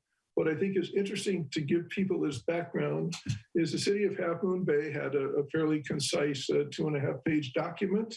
But if you look at how their ideas are represented within the NEG-DEC document, I'll just refer to it as a draft environmental document. They had in the critical section 5 specific paragraphs that all highlighted work that they have developed in their work with their own committee in consultation with Caltrans and their master plans. And that basically is a plug that going forward, we're going to need something of a more sustained committee to look at both this and other projects coming up. I won't revisit that here, but what we did really took a lot of startup work for the 4 of us. I thought it was effective as we brought it together, but still more work to do. So with this, I'm going to just put up the opening slide, and Greg, that would be from the document. So the first section, if you could have it available as text.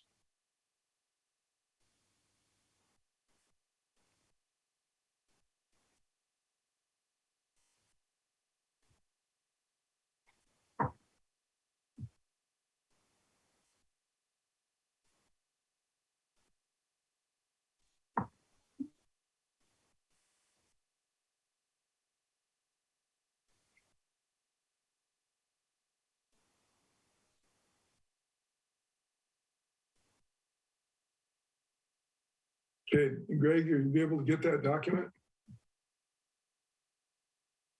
You're on mute, Greg. Greg, can you hear me? You're only sharing your slides.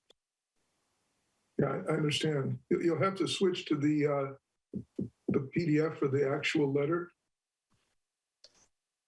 Our letter? Yes, our letter. Okay, I thought you were asking for the draft environmental document. No, My no, mistake. our letter. Sorry for the confusion. Okay. All right, hold on a second. The letter has the sections that you'll see on the slide that's up there now. We'll take each one in turn.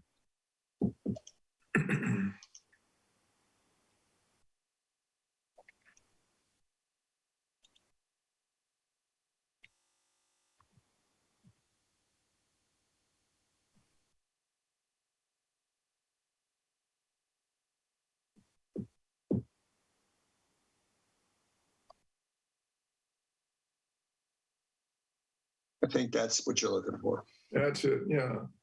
Possibly if you can just make it a little bit larger, wider, that would, good, that's good, that's good. So then just scroll down for the top section. Here's the top. Okay, so this is the opening. It's just intended to both identify the document itself, to show appreciation to Caltrans and working to bring this together, as well as to go forward with continuing communication. I have to say that Caltrans has really two things about this as starters. One, that Caltrans has had very active project manager on it who's worked very hard and proactively to try to connect things together. I think that's a new process for Caltrans, especially reaching out to the community that's coming along. She has also, we noted that at the end of last year, Caltrans put out a general policy statement saying that all projects of all types on roadways had to deal actively with pedestrian and bicycle operations and safety. And if they didn't, they couldn't go forward. So we're beginning to see a little bit of that here, and some of it's a little bit rough and starting up, but that's an important background point to keep in mind. Okay, then I'm just going to quickly go through and then we'll come back and take it in particulars. The roadway rehabilitation, the number one goal of this is to make the physical roadway better, to overhaul the paving, associated structures, et cetera. And that's for the whole length of it. You go down to section 2. There's a particular section in there that deals with guardrail replacement. And we had a number of comments on this section dealing specifically with this. They go down to the third area. Okay, these are conduits and culverts, and we think there are real issues there. And also lumped in with this section were traffic operational system elements. And then finally the draining, the culvert. There are many culverts there. All of them are supposed to be inspected. Of particular concern for us is the culvert where Medio Creek goes under us, Highway 1. There's a lot of things going on there with respect to trails, and they've also identified it as a culvert that needs serious inspection. And finally, back to the overall policy for good treatment of pedestrians and bicycle activity. The general label is complete streets, and there are a number of particular items called out there. Okay. So that's what there. We'll go through each of those in turn. So now I'll ask Greg to go back to the start. We're going to take each one in turn. Before I do that, does anybody have any background questions or things they would like from a general purpose? And Claire, I'll let you sort of ask the public first and then the council. Any comments they want to make before we start? Can I point of order? Please do not go through the letter point. The whole point of posting it early was so everybody could read it. If there's some particular thing you want to call attention to, spend 30 seconds and call attention to it, but don't go through this letter point, please. Okay. So we'll leave it up, and then people who have comments who want to comment on it. Do you want the letter up, or do you want the? We'll put the letter up. Yeah, put the letter up. Okay.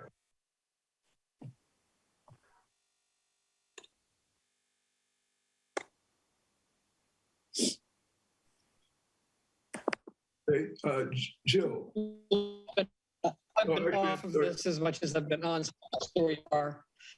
Okay, Claire. If you need to call on somebody to talk ahead. You're breaking up, Claire. So I'll go first to the community. Sid? Oh, hi, Len. Do you know why they stopped at Marine in Moss Beach and didn't continue down further?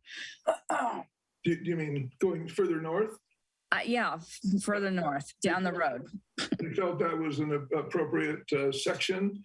I imagine the fact that we have a significant project starting to look at that whole area, we refer to it as the Moss Beach corridor. Right. The project begins is where this one ends.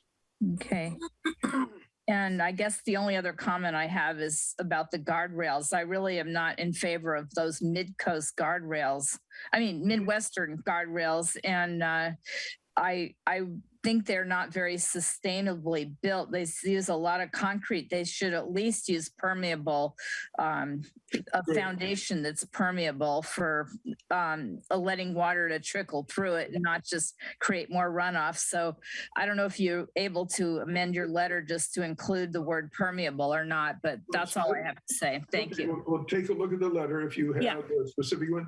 The process we'll go through after this section is we'll request a motion to approve this for going forward and get a second, and then we'll begin to take comments. Next up, I think nobody else from the community. Jill, could you go ahead? Well, I'm not quite sure how to comment if I can't comment on specific sections. So we'll be there shortly.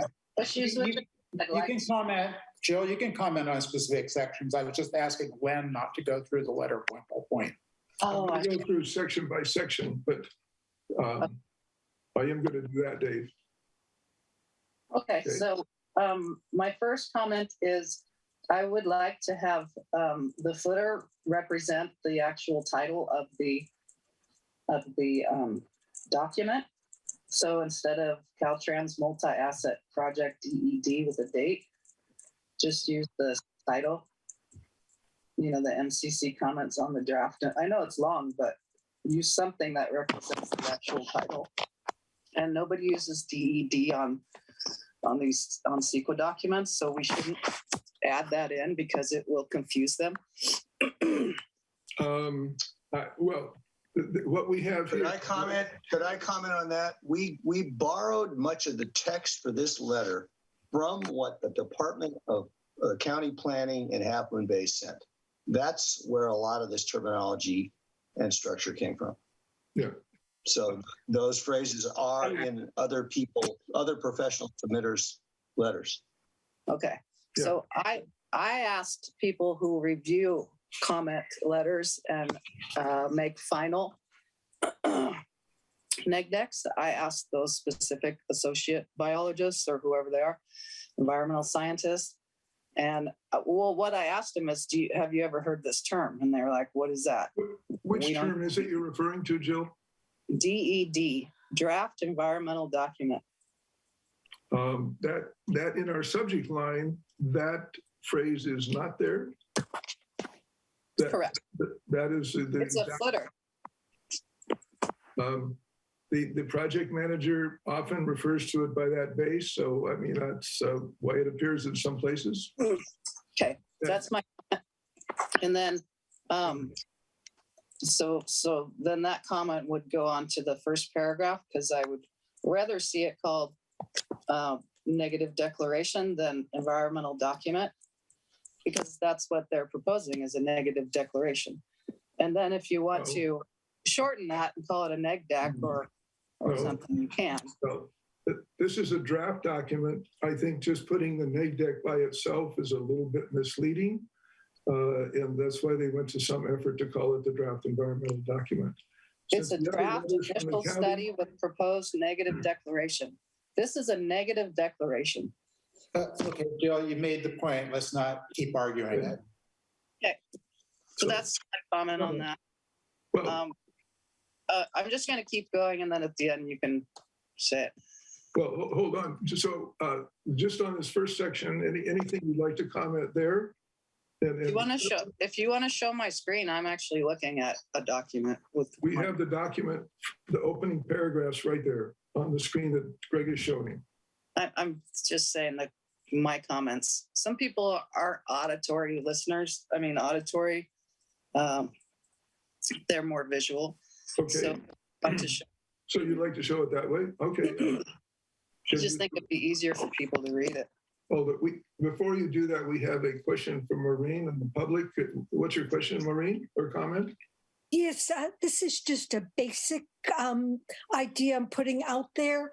Is the purpose of this letter to let Caltrans or the state know what we perceive on the coast as what is being wrong with what they are planning to do? Is this what people, like, I've never seen the term negative declaration, but I do understand the terms, let's say, environmental impact. So I'm just trying to get a little clarification. Is this letter to point out problems? Any issues we want to express as concerns or questions in the document they provided? And the document was as labeled here. Okay, thank you. You're welcome. Dave, your hand's still up. Well, I thought Jill was still going through her list.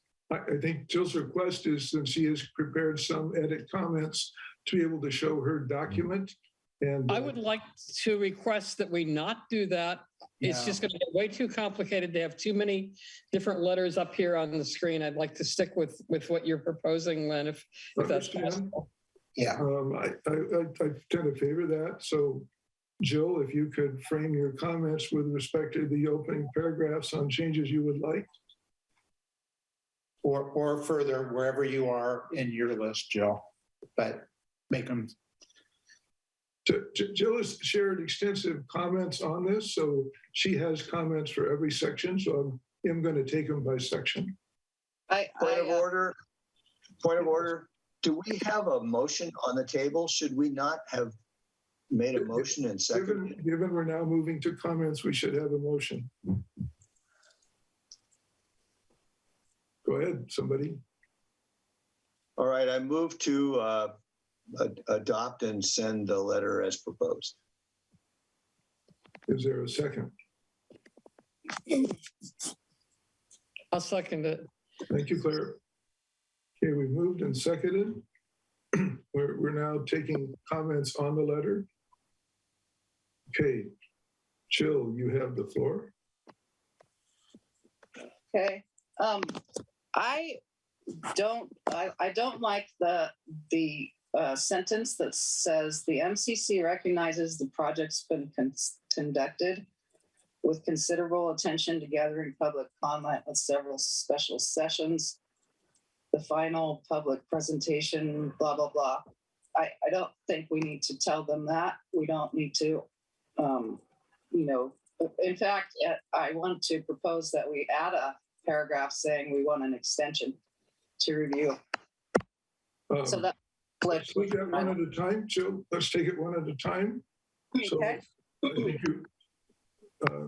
we're going to have to take it in specific blocks.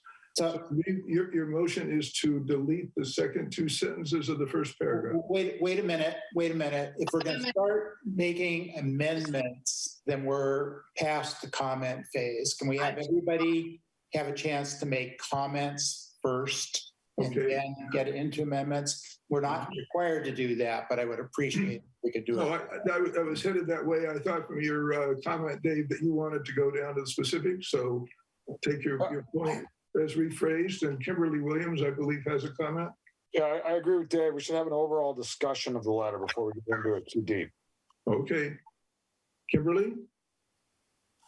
Hi, sorry, I'm a little confused. So I'm looking at section 6, unaddressed public safety risks. And there's a part there, let's see. Oh no, sorry. Above that, item F, coastal erosion, where it says number 1, does Caltrans have a periodic maintenance strategy for addressing continuing degradation of the armoring, protecting the California Coastal Trail in SR1? I'd like you to rethink putting that, stating it that way, because I don't think Surfrider encourages you not to give the impression that armoring should protect the California coastal trail, because the precedent set is that armoring should never be used to protect the coastal trail. So I would encourage you to change that statement. Thank you. I plan to get that, do that in order. So we're taking overall comments, so you'll hold on to that. Michelle? Yeah, I have a more general question. The scope of this letter seems really broad to me. And I'm wondering, I mean, for me, it actually would be helpful to go through it section by section and hear about the rationale for these items. But I guess the main question that I have is, do we feel like it's appropriate or productive to comment? I mean, I'm not saying if I agree or disagree with all these comments, but is that going to move this project forward? Because there are a lot of things about this project that I think we agree with, like repaving the road, it needs to happen. But it just seemed to me like a lot of these comments are like not related to the roadway itself and related to like adjacent parts of the road. So just a question for those who drafted this letter, like, do you think these comments are going to be received and taken into consideration with this project by Caltrans? I believe so. It's a draft document, and this is a place to ask questions to which Caltrans will respond. Quite a number of these projects do relate to the roadway as it pertains to use by bicyclists, pedestrians as well, and that's a new mandated feature of it. So consequently, the opening phrase of the paving, et cetera, just has a couple of particular points to raise with respect to the particular framework as a starting point, not more than that. But this is not intended as a document of support for the project, but to raise questions that we have about it. Could I comment as a co-drafter? Sure. Yeah. So, I had a letter written Wednesday that, was totally revised to include this stuff. And the reason I see it as valuable is that this is our chance to put on the record a whole bunch of concerns and have them addressed. I took a clue from what Jill said last meeting about they have to respond if you ask a question. And there's multi-stakeholders here. So I think between county planning, DPW, Half Moon Bay, and Caltrans, we have to put something down in writing on what we want and expect. Otherwise, they're going to just blow by us. So, I mean, I think it's important to have this document written, and we did discuss the length. That was a point of debate. And I think we came down on the side of length doesn't hurt. And if you look at the responses from planning and the others, they can run pretty long. Half Moon Bay was shorter, but the planning department was very long. So, yeah, we threw a lot of stuff in here, but it was stuff we care about. And, let's see what they do with it. It doesn't hurt. Asking isn't stealing. That's true. This is your chance to put whatever you want. So it's better to put too much than not enough. Okay, thank you for that. Okay. Are we going to be going through each section then? I know I know Dave doesn't want to, but. No, we're going to go through each section. We're going through it. Okay, thank you. Okay. So I do have an overall comment. My overall comment is that we are commenting on things that are not in the project at all, like the erosion at Surfers Beach. And unless you are asking them to add that to this project, which seems to me out of the scope of the project, that seems sort of inappropriate. Okay, and we'll come to a section where you can raise that point. Yeah, I know you want to do this section by section, but I don't really want to do it. But I'm a minority, so it sounds like we're going to do it that way. The other thing is, yes, if you ask questions, they have to answer. But this letter has a bunch of very passive, will Caltrans do blah? Whereas what you really are trying to say is, we want Caltrans to do blah. And I'm making this as a general comment. I can go amendment one by one, going through this later if you want, but I'm trying to understand why you use the passive voice in all of this instead of the please do X. We left the last meeting with Jill's admonishment in our ears and worked to do that. And this is where we're at. So I have no, qualms if you think we want to be more specific to bring it on as an edit. So you're saying you did it because of what Jill said. That's why you chose that wording. Out of the overall editing process, this is where we're at. And that, okay, that's a reasonable answer. That was the question I wanted an answer to. Thank you. Okay, good enough. Thanks, Dave. Michelle, your hand's still up. Are you finished?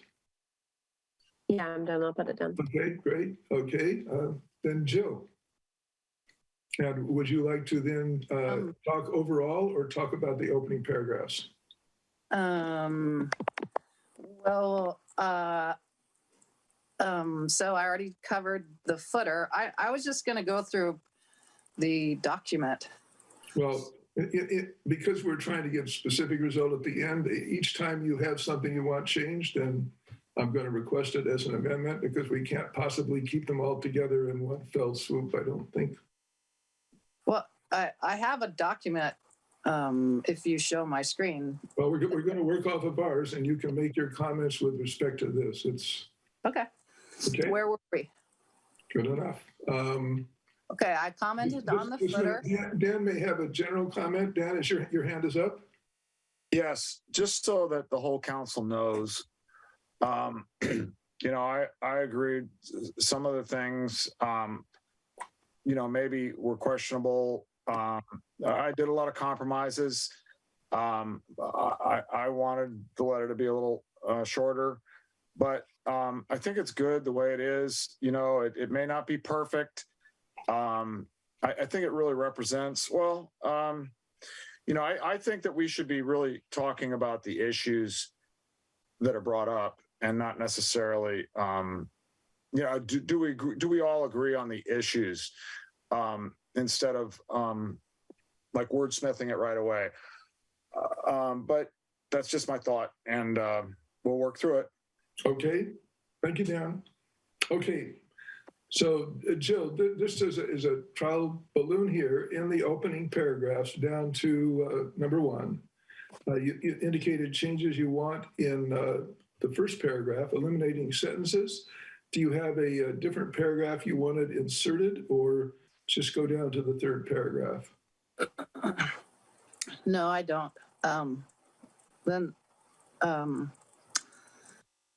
So the next paragraph starts with, we believe this initial DED is in some instances too general. It talks about communication between Caltrans and all partners. That's in their document. So they've already addressed that. If you want to keep it, that's fine. But I just want you to know that I found that in the document. So you felt this would be, in terms of the letter, addition by subtraction? You could subtract it, but again, it's better to put too much than not enough. Okay, so we'll leave it there. Anything you want changed in the 3rd paragraph? I love the 3rd paragraph. I think it is amazing. And I love how it ends with, it is with this sensitivity that we offer the following comments. That's like genius. Okay. Thank you. Okay. The 4th one, the 4th paragraph. Jill, have you now go into roadway rehabilitation? No. Sorry, I'm trying to go back and forth between two things. Let me see where we are. Okay, roadway rehabilitation. Is that where we're moving to now? Can we get an overview from the authors before we hear from? So the roadway, okay, we finished with number 1 and we're leaving it as is. The roadway rehabilitation is sort of the nuts and bolts heart of it. The particular comments that were made here for us, I mean, if you were to look at Half Moon Bay, they have a number of particular areas where they want bicycle lane structures of different types. All we were asking for is to understand what the starting geometry is, both the width of the lanes on the 2-lane, and the width of the shoulder, which we believe is a 4-foot standard. So we're just wanting that as a particular reference point as we look at more details, which we expect we'll get later on. So that's the expectation of eventually getting diagrams that will show the layout of the highway with respect to bicycle lanes, parking, etc. And then a note on concrete work, where we have a sensitivity to have concrete match the surrounding environment. Okay. So what does that mean? Like what color do you want? Brown concrete, or what does that mean? Well, I think in some places where you have shoulders that slope down to the highway, you don't want to see yellow coloration put there. So like for disability? No, just environmental sensitivity. Dan, that was, I think, a point you were sensitive to. Do you want to elaborate further there?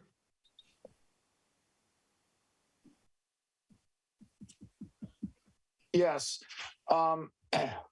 Too frequently with public works projects, they do not color concrete at all. So uncolored concrete dries out to be very bright white, reflects the light, looks very unnatural. So as far as the coloring, I didn't get specific, but usually just kind of expect kind of a tan shade, but you have to put some color in there so that it doesn't stand out like a white carpet. It blends in. It's pretty much on good projects. It's adhered to, but it's too often just forgotten. So I just put it in there for a marker.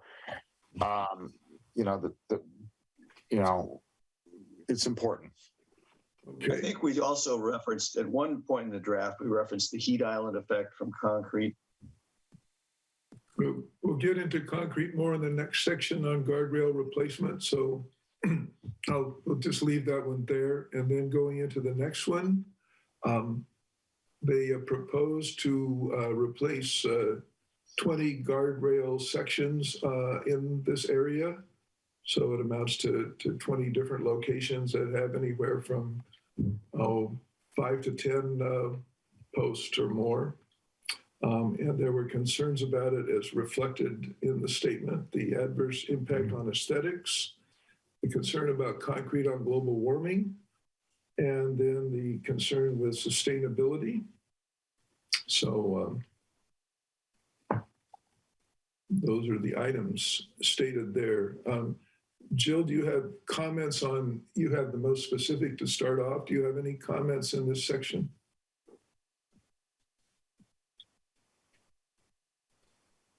She pasted an entire paragraph into the chat. And based on quickly perusing it, it seems like we cover the points that she's mentioned. I'm not sure if she just doesn't like the wording or would reorganize it. So I want to point out to the council that nobody on the council should be posting anything to chat about what we're trying to do unless it's necessary to clarify the text of an amendment or share a link. So please do not do that. So what I want to say is that the Midwest guardrail system is not one guardrail. It's a bunch of different types of guardrails. There's the metal ones that have the treated wood posts. There's all different designs, and I have a screenshot of that, but since I can't show my computer, you'll have to look it up yourself. But there are like 10 different types. So what I want to know from them is if they're going to install a concrete surround, that swath of concrete like they did in Pacifica. I want to know if they're going to use concrete, and I also want to know what material they're going to use. So I want them to describe the materials. Is it treated wood? Is it metal? Is it cable? We can use cable here, and cable's virtually invisible, so it preserves the scenic vistas. I think Caltrans has been specific in the past. They've showed a lot of pictures. As far as I know, the Midwest guardrail system. It's not, the main differences are, number one, they pour concrete around the base of the posts. Now the posts, it looks like they've already said that they would use wooden posts, which I think that we would like better. Or they could use metal posts.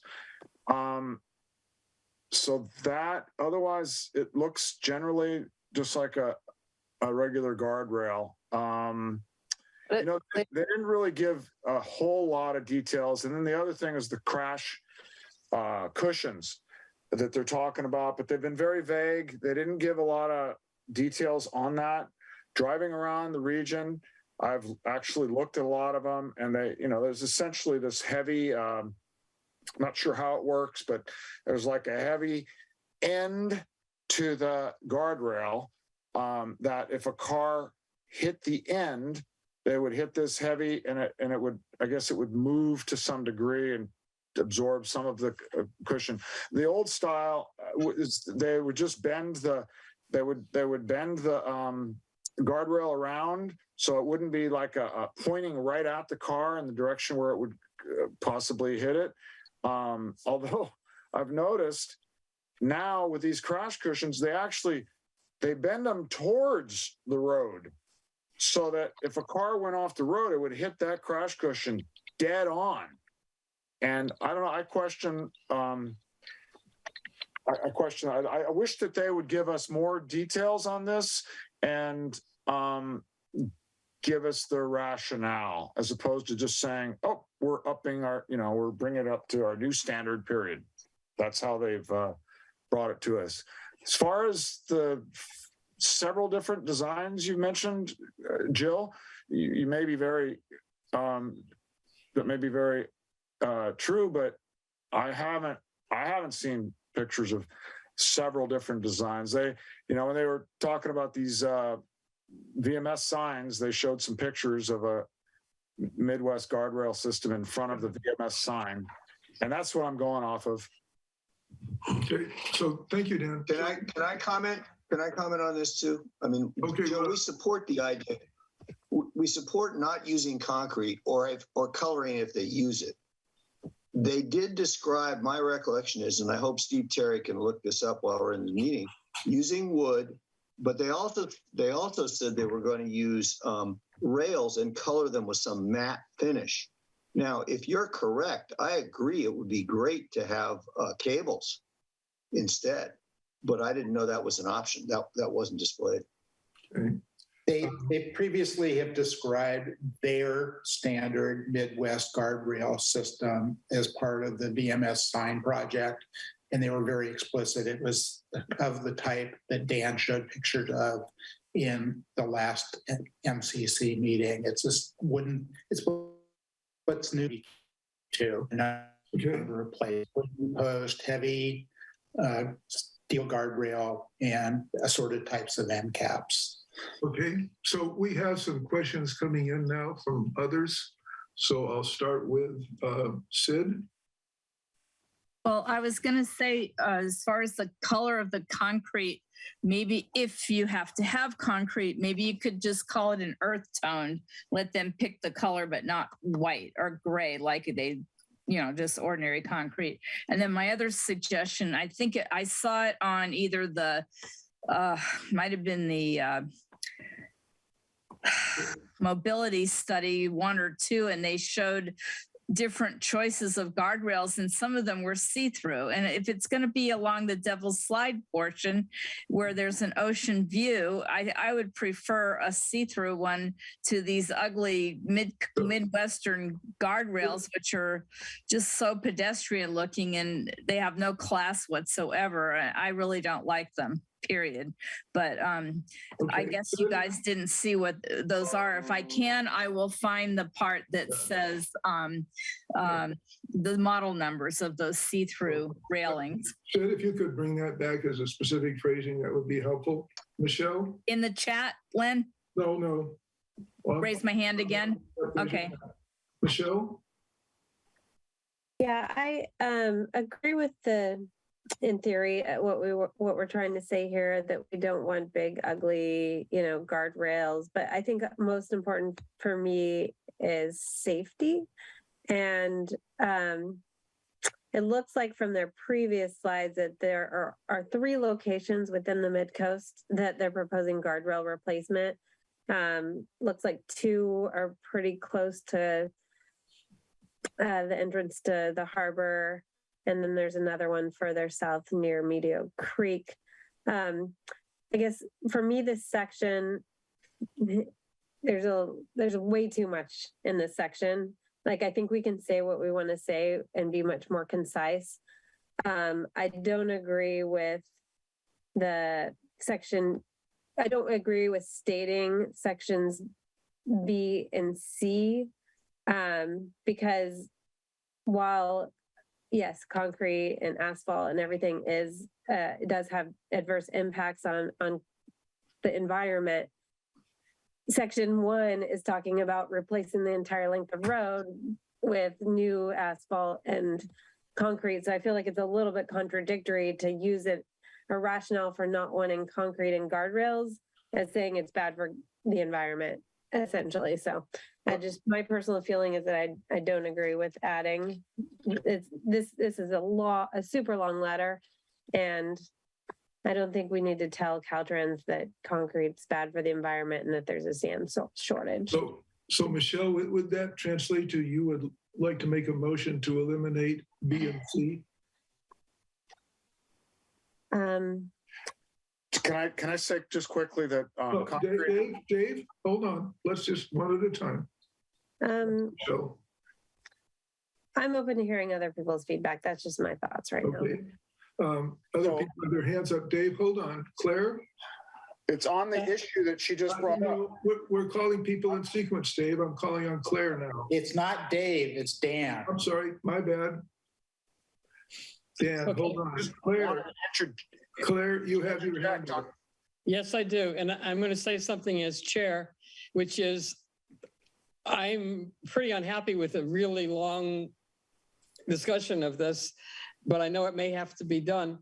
But if it gets to be 9:30, I'm going to call the question, and you can all vote that down if you want. But that's my plan. I don't want this to go on all night. Okay. Jill, your hand is up.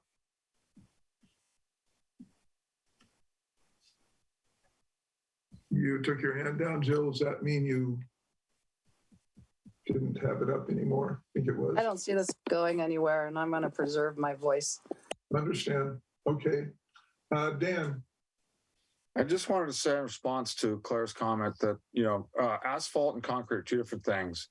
And the use of the concrete underneath the guardrails really, Caltrans claims that so they don't have to pick weeds.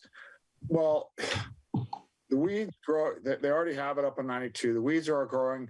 In fact, there's like super weeds growing behind because the concrete, it holds water underneath it. It alters the natural hydrology and drainage, and it captures water underneath. So now these unnatural weeds are growing stronger. You can see it on 92.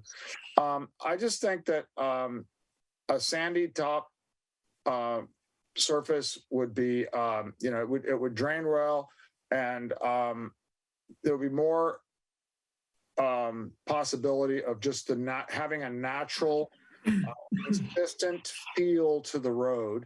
I don't think that Caltrans has said anything, but the concrete really doesn't, and with the sand shortage, I think it's unnecessary. Okay. That's my point. So going forward, we're going to have to keep our comments very brief to meet Claire's guideline goals. So let's try to do that, Michelle. My hand's up. Yeah, I agree with you, Dan. I think you say that in part A. So I would like to make a motion to remove part B and the paragraph of part C and move the question in part C to the end of A. Gotcha. Okay. Is there a second? I do not. I'll second. Dave has a second. Okay. To be specific, Michelle suggested removing B and C. The numbered item and C would then go up under A, so that would be 0.3 there. Okay, does anybody have any questions? Sid, you might want to make a comment on this point. Well, I guess if she's eliminating those, then she's basically saying go ahead with the Midwestern guardrail system. But Dan does have a point. They're still going to have plenty of weeds. And if you take out the sustainable thing, obviously you're not going to have permeable elements. But I did look it up. It's on, it's called the Type 85 see-through guardrail or the ST75 see-through guardrail. It's on PDF page 5 of, hold on a minute. That's a separate project. That's a separate project. We're going to go ahead and take action on the motion on the floor, which is the elimination of B and C. The translation is noted. So I'm going to ask Dan to call roll. Dan, can you call me sometimes first? Because I don't like being last all the time. Or in the middle, like mix it up. Okay. Okay. Just before we start, Greg, are you clear on the change we're making? I think I am, but I'm not prepared to edit it at this minute. No, not edit it, just if you noted what it is. Okay, thank you. Yeah. Okay, go ahead, Dan. So Michelle moved it. Who seconded it? Okay. Jill? No. Dave? Yes.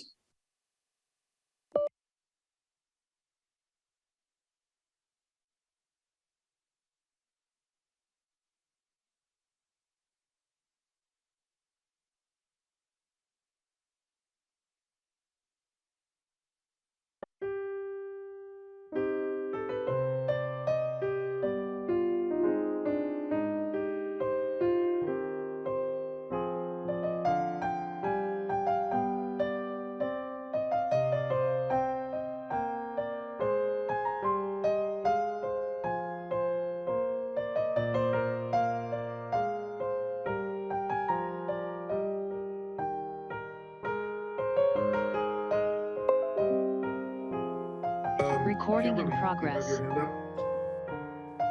Lynn, I'm sorry. I'm really confused about what you're expecting from the public here, because when I commented earlier, you said the public would comment on each section. So I don't really understand where I'm supposed to comment and how. Which section did you want to comment on? Well, I have several comments, and I think they range over the whole letter. So Do you have any questions on the one that has to do with guardrails? I do. I mean, you just removed a piece, and I do think that there's a better way to ask Caltrans to consider sustainability in this letter, as an overarching consideration, because it is a failure on Caltrans' part, usually to consider these in any of their plans. And I think it is good to remind them, even if just generally. So, if you're taking out specific references, I think that's fine, but I think it's good to remind them that they do need to consider these things. Okay. And then the other thing I would say is that, in regard to coastal erosion issues, sea level rise impact, planning for landward migration, these are things. Later, Kimberly, that'll come up later. Okay. Please let her speak.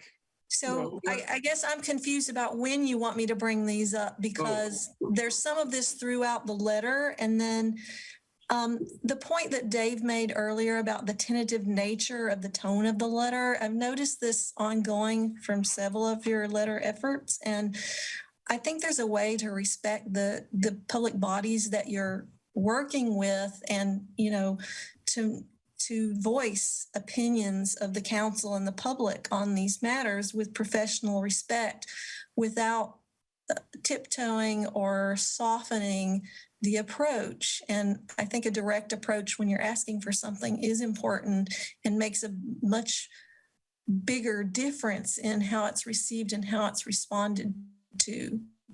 Okay, So, in the process we're yeah. doing it now, Kimberly, if you can translate those into particular suggestions, they would be appreciated. Okay. Okay, we're still on guardrails. We've taken out B and C.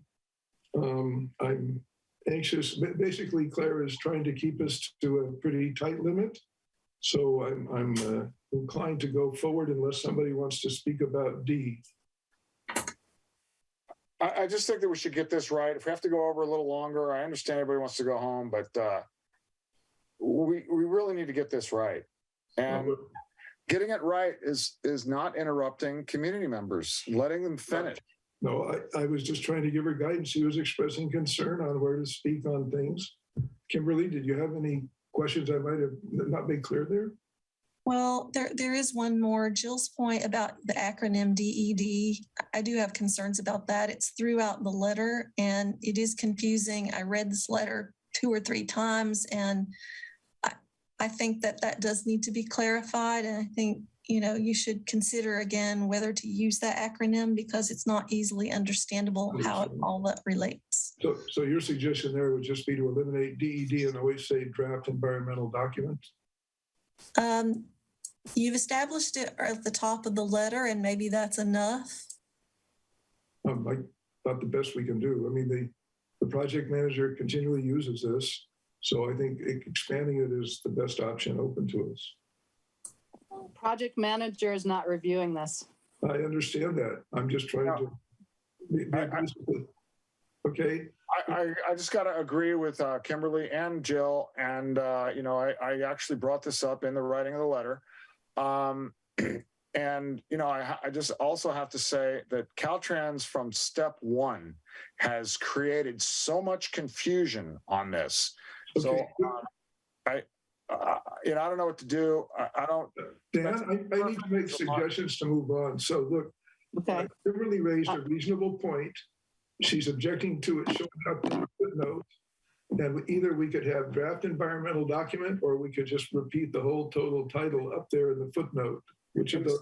Well, Steve Cherry made a suggestion in the chat that we do a global search and replace and take out DED and put IS/ND for. That's misleading by itself. ISND only states the completed document form. DED contains the word draft, which shows what this is. And it's in the spirit of time, since the Caltrans, I know it's not perfect, since Caltrans author already started with this, abbreviation. Oops. Is it really that important? I mean, we're killing time on other important parts of this letter. I understand. So either we go with DED or just substitute it with draft environmental document. I'm quite happy to put the fuller phrase. I don't understand why you keep calling it what it's not. It's a proposed negative declaration. That's a CEQA term, and that's what it is. Don't change it. You're just going to get confusion, and you're going to give them a reason not to answer things. So what if we just move the footnote? Of the other 2 comments, we're the only ones who have the footer. So if we just took it out, would that help? Well, I'd like to make an amendment to change the footer and that term, but I don't think. Tell me what you want to change to. Make an amendment to make it what you would like it to be. Can we do? I would like to make an amendment to change the footer to the title of the document.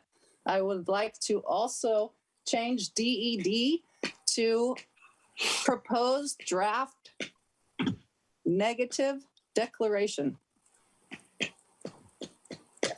It's simpler just at this point, late date, to just drop the footer. We don't need it. And the term DED occurs nowhere in the draft itself. You could just say draft everywhere you have DED. Of course, you can say whatever you want. My amendment is to call it something specific, though. I know, but it does make an already ridiculously long letter even longer to do that. So it's not very difficult to change that. Jill, if we go to the title of it, what would go there would be draft initial study with proposed negative declaration. Are you saying for the footer? Yeah. That's fine. Okay. Greg, can you make a motion to that? Well, I made a motion for an amendment. I need a second, though. I Okay, don't think we need an amendment for an editorial change like that. okay, then we'll take it as is. You got note of that, Greg? I have a note to change the footer. Would it be acceptable if we use the term neg deck in the footer instead of spelling No, out? because it's a draft neg deck. Yes. That's what everybody's upset about. That's very common to use neg deck, yes. Well, draft neg deck, is that okay? It's a draft initial study with a proposed neg deck. There's actually two All right. in there. All right, so either we change the footer to that or we And drop the time, footer. focus on the footer when we need to really get through the content of this. And Claire's got 1 minute left before she's going to call the question. Okay. So Claire, could you clarify what you'd like for rules of operation now? Me? You can What do you ask mean us rules to of go to- operation? you can ask us to go to I think these things are moving. I will refrain from calling the question for another little bit. But and if I call it, you guys can vote it down. But I just would like to see things move. Why don't you make the target 10 o'clock? Well, we were going to end the meeting at 9:45. I understand. If people want to keep going until 10 o'clock, I won't object. Okay. But So- anybody else can call a question too. Okay, understand. Maureen, you have your hand raised? Yes, I just, 3 quick comments. One is I do agree with the comment that anytime you have any kind of cement over by the guardrails, that will encourage weeds and things growing there. I've noticed that. And then the other thing is where there was some discussion of the color of cement, let's say at a different part in this letter. I think it is a good idea to add that word earth tone and maybe in parenthesis put the word top, TAUP. And then my final comment is, and I'll send a picture of this to the council, but I just found something on the website that you can buy guardrails and get them colored, like you could get them colored a tan or a top color. So I'll send that separately to the members of the council. Thank you. Okay. Also, to people who are commenting for things like this, do note that you can send in comments yourself. If you get them in by tomorrow, you're part of a Midcoast Community Council effort, and I believe they would still be accepted, but they would need to go to the same addresses we have here.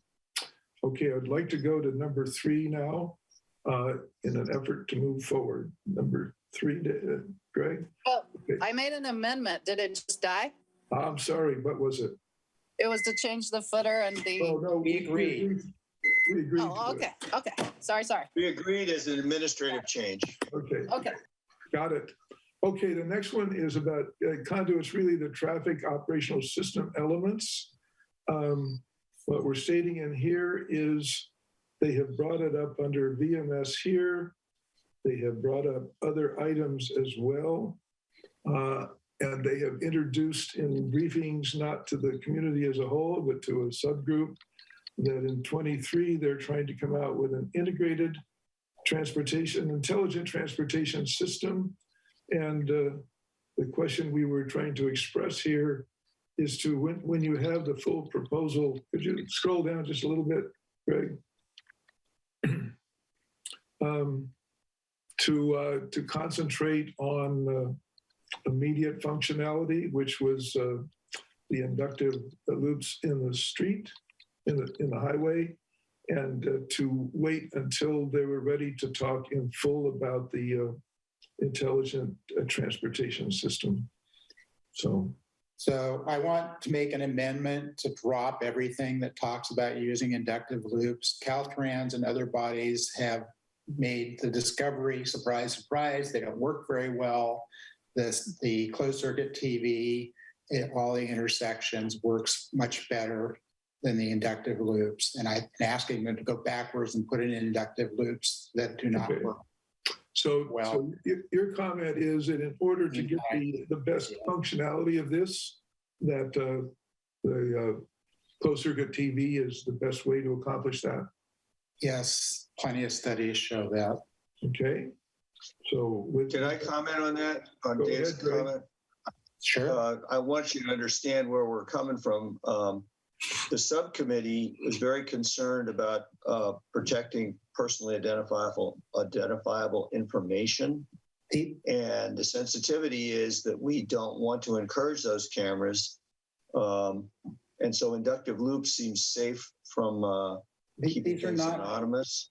These are not cameras that are typically hooked up to recorders or anything else. They're not high res. They're intended to detect motorcycles, bicycles, and vehicles, not license plates. We have a question about that. And if they would agree that they don't have the resolution to capture license plate, of course, we would agree with you. But until that question's answered. I made a motion to drop that. Do I have a second? I'm sorry. So particularly, what would you like to do, Dave? Drop inductive loops. Okay. Yeah. Drop the paragraph about inductive loops and 1, 2, and 3 below it. Do you have this evidence? Yeah. Yes, there's a lot of studies out there. No, I can't point to it during this meeting.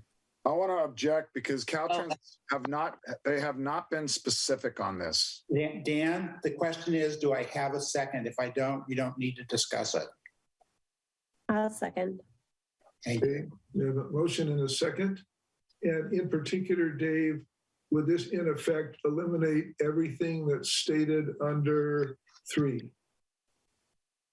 Yeah. Okay. So let's put it to a vote, since it's the most direct.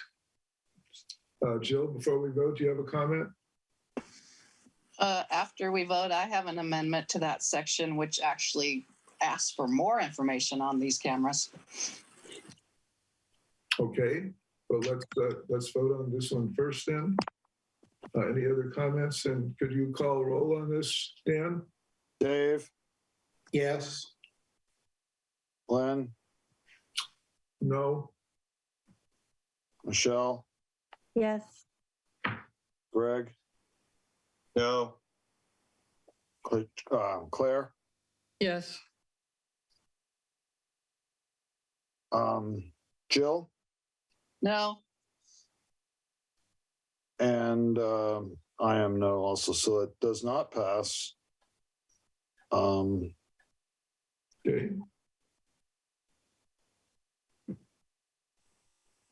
3 yeses, 4 noes. Okay, thank you, Dan. Jill, did you have a further comment on this section?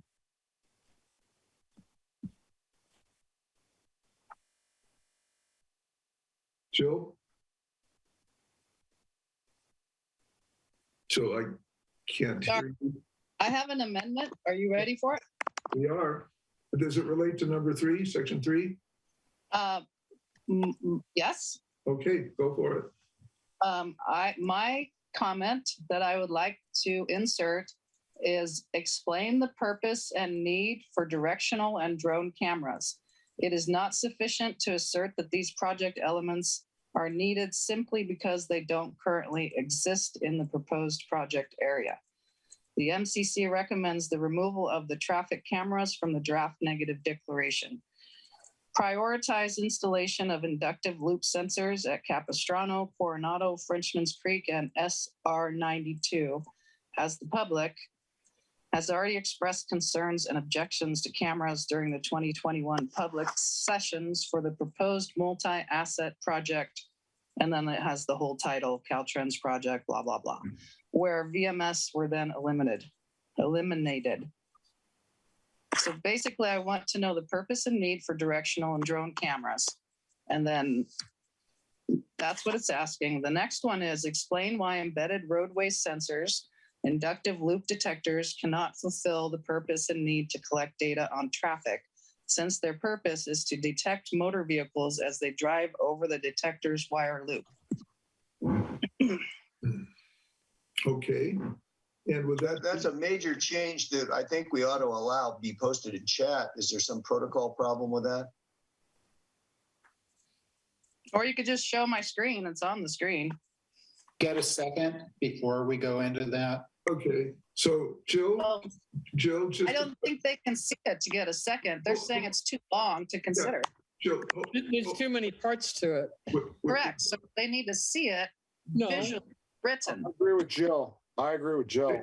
Hold on, Joe. So you've made a motion. My question about it is, if you look at what's there now, is this a paragraph that would come in addition to what's there or replace a paragraph that's here?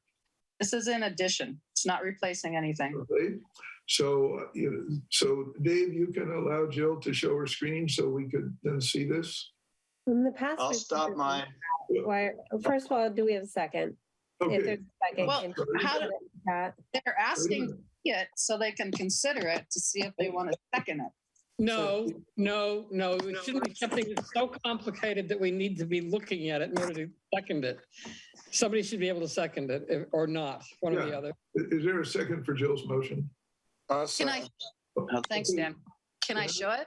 Wait a I minute. would rather you didn't. Just Oh my paste God. paste it into chat, Jill. That's how we've handled complicated new text in the past.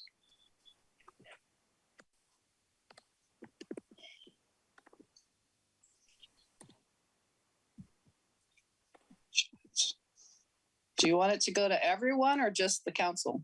Everyone. Everyone.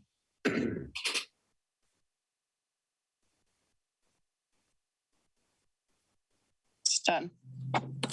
Okay. And this would go Anybody- where? Does anybody want to discuss it or can we just vote? Well, it has number 3 in it, so we could just put it for number 3. I want to ask about the drone cameras. That was not, I did a search for that in the whole document. I didn't see that. What does that mean?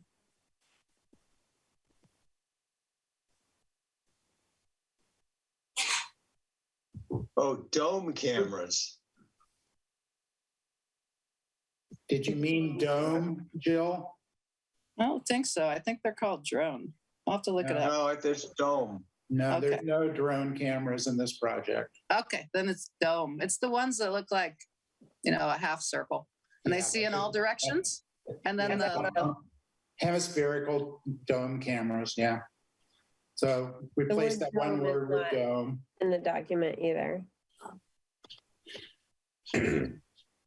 So, then Okay, so Jill- this would replace number 3. oh, correct. so Jill, to clarify what Greg just said or repeat it. So did you want to take all of 3 and replace it with the 2 paragraphs you have here? No, let me be clear. Let me be clear, Len. Go ahead. This is question number 3 under section number 3. This contains what currently is in question number 3 or comment number 3. So Okay. this is replacing comment number 3, correct, Jill? Yeah, because it's already in my text. Right. Okay, So what I've highlighted will be removed and replaced by this text. okay, Yes. okay. We have a motion and a second. Does anybody need further clarification on what we're voting on? Okay, I'll take that as a no. Dan, will you go ahead and call roll? Okay, I vote yes. Jill, Yes. Dave, No, is that a no, Dave? that's a no. Len, No, Michelle, No. Greg, Yes. Claire, Ugh. Yes. okay, so it passes 4-3. yes. Okay, thank you. We will now go on to number 4. I actually have one more thing on 3. Okay, go for it. It's very quick. What do we mean by vetted? It says it was vetted in public meetings in 2020. I know what vetted means basically, but I looked it up and it means critically reviewed and evaluated for official approval or acceptance. And I don't think we accepted that. I think it's probably more accurate to say it was presented. Okay, can we change that or do I need to make an So- amendment? Can we just consider this a wording change? Yeah, that's administrative typo. Can you Okay, highlight where that appears? It's second line. Oh, I got it. It's clearly a typo. okay. I made a note. Make it presented. I made that note. Okay, got it. Okay, we're moving on to drainage inlet, culvert, and dike replacement. Comments on this section? Jill, I'll recognize you first. Oh, I'm not ready. Sorry, I'm flipping back Okay, and forth. does anybody else? Now, the primary focus here is actually the culvert at Medio Creek. That's where Highway 1 goes over Medio Creek. It currently has projects on both sides, if you will, the detour for the coastal trail bridge and the multimodal parallel trail bridge going in on the other side. They've also flagged this as a culvert needing repair, which is a serious designation there. So the first statement is only saying that it's a highly valued asset, and we want to make sure that repairs do not prevent its continued use by the community for underpass. That's what paragraph 1 says. Paragraph 2 then goes to speak about concerns about flooding from King Tide, and now brings up other considerations. So, Greg, paragraph 2 is really, I think, yours. Could you want to make any quick summary of that? I just want to point out that professional engineers employed in Half Moon Bay and Pacifica have used design storm statistics, which have been massively below the amount of storms we've experienced, resulting in major floods in both cities, especially Lindemar and Pacifica. And Half Moon Bay even questioned in their comment the fact that the road was going to be about 1.25 inches higher as a concern affecting drainage. And yet there is no statement about whether the culverts that they're sizing, which are larger, are adequate. So I want to be sure that's addressed, because the road could literally wash away.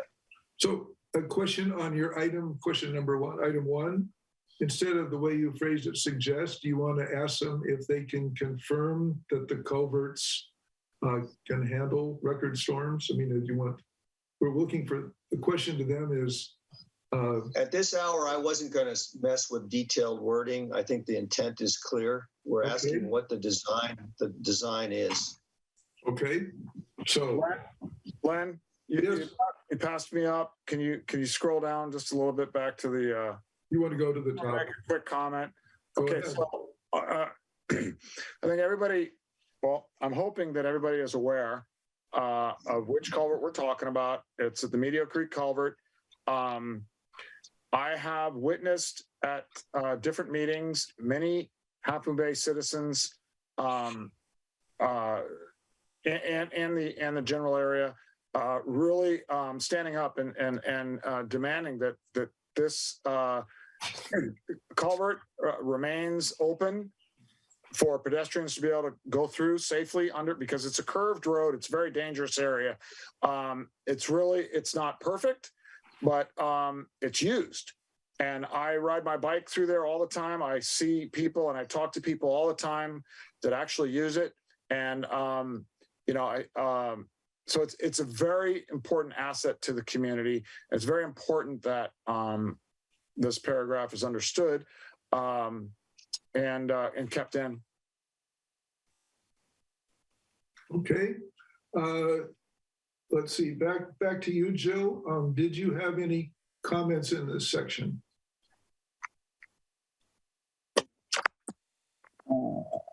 Can you hear me? I can hear you. Oh, good. No, I do not. I think it's just fine. I don't see anybody else with a hand raised, so we'll go on to section 5 then. Section 5 is complete streets. In the opening here, we do make reference to projects that are identified specifically, Coronado to Capistrano, the Coronado intersection and the Capistrano intersection Both are called out as getting additional pedestrian crossing legs. And those are the only two items called out in the detailed description. We do make note of the fact that Half Moon Bay has 5 areas called out specifically. None of ours are well enough defined to get that level of recognition. So we cite a list of 6 different items there. I'll just try to give a quick description. The multimodal parallel trail is basically a call out to look at the opportunity for phase 2 of the multimodal parallel trail to utilize the eastern edge of the Caltrans right-of-way, which is a clean path from Coronado to Capistrano. It's really only put here as a reference for what we would like to see. It's really a responsibility of the community talking to the county to bring it forward. And we note that Caltrans has allowed this use in other sections of the multimodal parallel trail and the corresponding projects in Half Moon Bay. Then in noting the at Medio Creek, all we're able to say there, it's currently with a lot of complex construction activity going on, and we're really not in a position to describe it in more detail. The third crosswalk at Coronado was recommended in Connect the Coast Side, and we make note that there's a very heavy left turn traffic flow in that intersection, and it should be examined very closely before moving ahead. It's not a slam dunk, if you will. The mid-block crossing at Surfers Beach was again mentioned as text, but not as a particular item. We had thought Caltrans would do that. Parking on the east side of Highway 1 all the way between Coronado and Capistrano creates dangerous conditions both for bicycles and those parking. The suggestion about the multimodal trail might help relieve that, but at this point we can just point as an issue. We don't have a concern there. Then item F is coastal erosion. I see that Kimberly is no longer with us, but I think this is a point where she wished us to remove from items here that would be seen as supportive of armoring. I think that's I have proposed new wording there. Okay. Well, let's take that one. Dan has had his hand raised for a while. Okay. Dan, do you want to go first? Just wanted to bring quick attention to the proposed crosswalk at Coronado on the southbound, a new crosswalk. It's my opinion that, well, I basically agree that there should be a close study on this. On the surface, it would just back up traffic into El Granada, and it would also back up traffic on Highway 1. So it's a very sensitive move for Caltrans to put a crosswalk here. I don't think it's needed. There's really nowhere to go. I think that it would be better to, it's a very complicated crosswalk, and I think a lot of, So are you satisfied with the current wording, Dan? Yeah, I just wanted to bring attention to it. That's all. And, I'm happy to strike D, but I'm not going to go into an emotion yet. To strike, okay.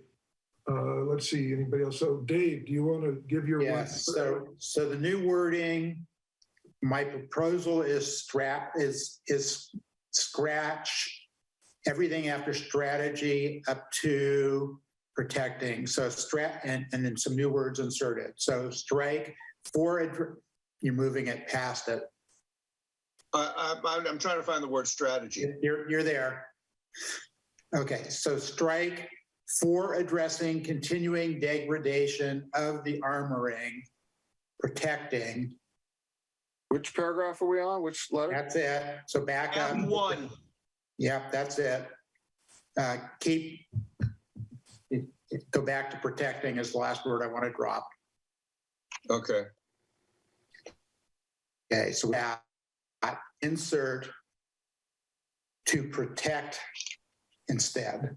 In other words, it'll read, does Caltrans have a periodic maintenance strategy to protect the California Coastal Trail and State Route 1? Is that a motion? That's my amendment motion. Second. I second that. No, I seconded it first. Okay. We have Dave and then Jill seconding. Okay. Any further comment? Could you repeat it? I'm sorry, I didn't get it. Okay. Okay. So the new wording, so everything in purple goes away. And 2 words are inserted. 4 goes away as well, Greg. Thank you. And when then we insert protecting as well. You're getting there. I know it's very Really? Okay, I thought that just this says for protecting. If we get rid of the purple, what's wrong with that? That's even easier. I agree with you, Greg. You have a better amendment than I do. Okay. Second. I second your better amendment. Okay. And we're now clear on what this improved amendment is, right? We're clear. I have it written down. What could go wrong? Okay. Sid, do you want to lend a comment on this item in particular? I'm not sure if it's the one you guys are talking about, but you were talking about crosswalks and No, we're not talking about that now. I know, but you were, and I had my hand up a long time. So when do you want me to mention my comment? So Sid, we're running way late. Do you want to change wording or are you just agreeing with us that it? I'd like you to eliminate D about the mid-block crossing at Surfers Beach. There's already too much congestion. That's what I wanted to mention on this section. Thank you. Thank you. Okay, we're going to complete the vote first. So Dan, can you call the roll for the amendment to F? Okay, so I got it. Dave moved, Jill second. Dave, your vote? Yes. Jill? Yes. I'm a yes. Len? Yes. Michelle? Yes. Greg? Yes. And Claire? Yes. Okay, 7-0. Thank you, everybody. Okay, now, Sid, you have asked us to look at D, the mid-block crossing, and you want to have that eliminated. Is that what you're saying? Yes, and my reason is that I have lived here a really long time, and before Half Moon Bay decided to paint that curb red on the west side, there wasn't the problem of all the jaywalkers and families dragging kids across a goddamn highway. So I think if they take out the whole idea of putting a crosswalk there and see if they even got that red curb approved, which I've heard through the grapevine they did not, then maybe we could have cars be allowed to park over there again and not have people crossing the road with their coolers and kids. Sid, so you said nothing that translates directly to something new, but you are asking D to be removed. Is that correct? Yes, I do. Okay, Thank I'd like you. to ask anyone on the council want to make a motion to support what Sid has asked for. Okay, I see no hands yet. I'm just going to say the reason I brought that up earlier is I don't think it applies. I think there's a separate discussion about it. I'm not going to, in spirit of time, I'm going to let it go. Okay, so nobody wants to move for that, Sid. Thank you. Anything else? Does everybody hear that noise? Nope. Okay, now that takes care of number 5. Number 6 has 2 items. One to be really simplifying. One speaks to the dangers from eucalyptus along the highway, and the other relates to disaster and evacuation. Neither of these things fall within the purview of this project, but I do feel that there, with our new role for Cosgrove, that we could point him at Caltrans on 2 or 3 different places here. I don't mind leaving it there, but that's the kind of action I see we should take. And so that's why I'm not personally pushing to have them removed, even though they don't relate directly to the project. Does anybody else have other comments here? Jill? I do. Yeah, my comment is if they don't do this, we won't be able to use the road when we need to. So they need to include ensuring the passability of the road as part of this project, which is why I put it in here. Okay, thank you. Jill? I'm fine with it. I mean, I could add more words, but it's totally fine. I would like to, sorry? Oh, go ahead. I would like to add a photo appendix, and I have emailed it to you. Can you show it? Because it shows these kind of situations that we're talking about right now. It is me, Greg, or is me? To Len. Okay. I sent to Len and Dave. I figured one of you is the host. Who's the host? Well, I'm the host, but let's hear a motion to add. So basically, we're in agreement with this. Why do we need to show more material? Okay, do we have a motion to add pictures? I think, Jill, you're making that motion, correct? I am, but I'd like to show them. So do we have a second? I haven't sent it. No. We're going to see if there's a second for the motion. Without a second, the motion fails. So I can't show it in order for people to see the photos. It's okay, Jill. I had pictures in my draft and they're not in here either anymore. So look, we've just hit 10 o'clock exactly. This has not been a perfect process. I think it's come to a productive okay end. It's messy, but I think this is what we can go with. Well, can I, at the risk of making everybody mad, say that Jill had another good suggestion. She wrote, the MCC also recommends additional public comment sessions with an updated negative declaration, as project elements were not fully disclosed specifically. The Caltrans standards for the Midwest guardrail. So she didn't bring that up. Well, she would know the process is on as comments have come in. They'll respond to all of our comments by item. And I think they're very disciplined to do that. And then at that point, we can decide what to do. That would be my take. You can always ask for an extension. Always. We've I have a project that's extended 90 days because the public was outraged. Well, we got the extension we're at now. And I'm not, so if somebody wants to put in here to call for another extension, they're welcome to make it as a motion. Otherwise, it's background discussion. I make a motion that we add words to get an extension, and I can put the text in chat. Okay, well, we understand the concept. Okay, you'd like a further extension on our comments?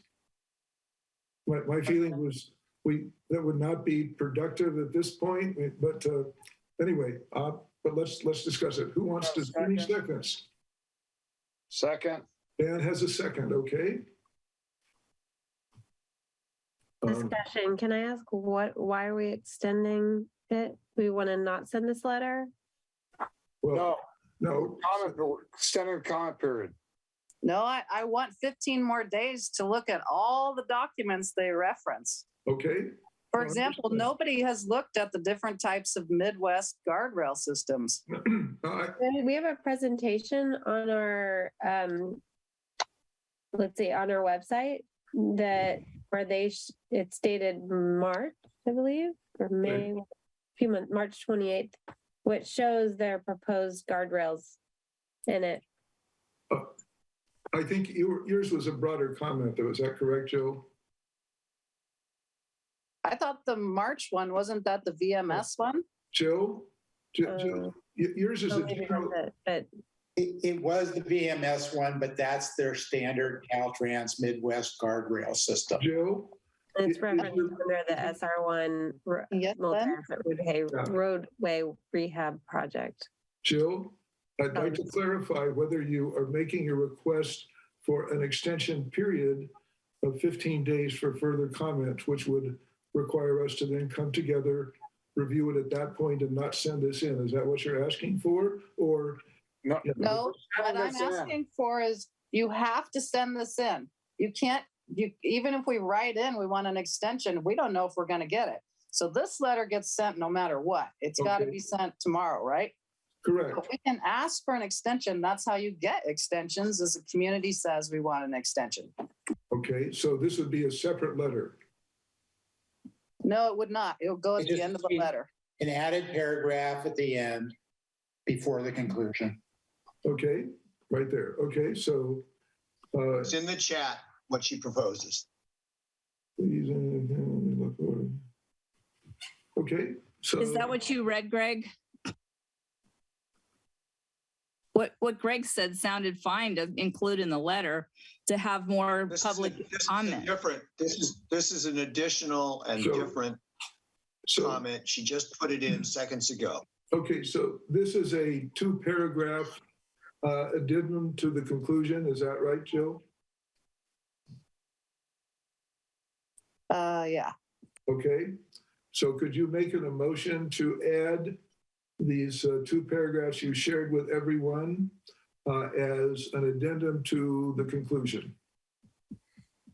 No, could we make it to replace the conclusion? Because if you look at the wording, it supersedes the existing 2 sentences. I make an amendment to replace the conclusion with my text. Okay. That's in the chat. Is there a second? Second. That's seconded by Dan. Okay, let's vote. Did everybody have a chance to read it? Mm-hmm. Okay. Len? No. Dave? No. I vote yes. Jill? Yes. Greg? Abstain. Michelle? No. Claire? No. Okay, so 4 noes, 2 yeses, and abstain. Okay. Thank you, everybody. I think we're now ready to vote on the letter. I move to approve the letter as amended.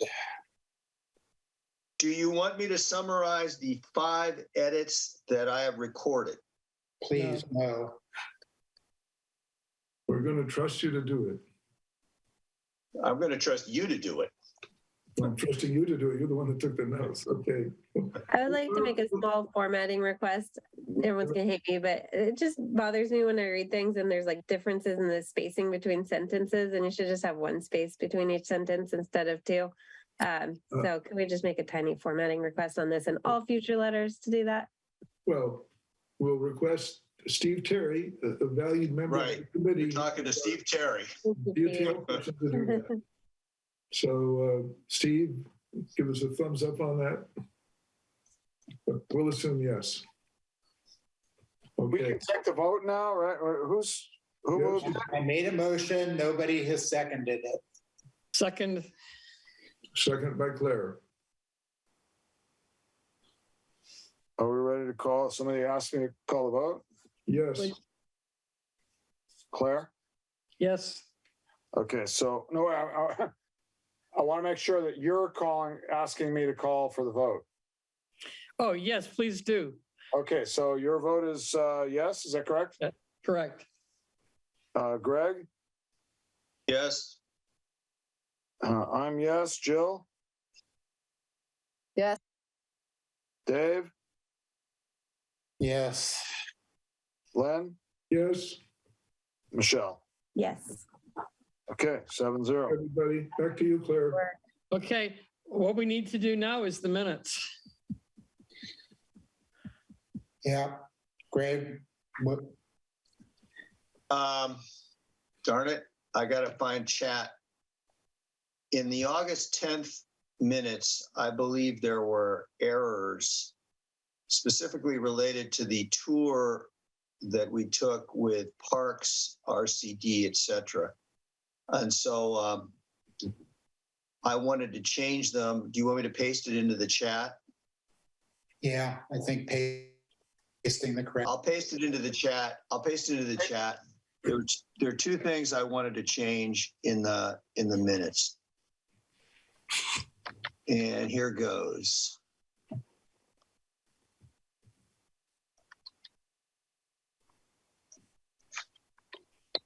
Did that work? Yes. Fine with that amendment.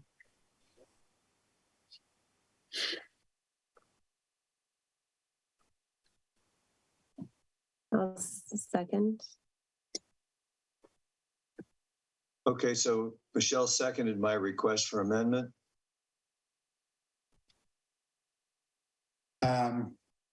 Did you have any changes to the 7:27 minutes? We pulled both. I did, Dave, but I can't remember what was in the chat and you didn't find it. So let's just pass on that, okay? Okay, so the motion on the floor is to approve the minutes as amended. Is there a second for that? Michelle seconded, I think. Okay, Dan, could you call the roll on this? And who moved it? And who moved it? Greg. Even Michelle. Greg moved it? I moved. Greg moved it. Okay. Greg?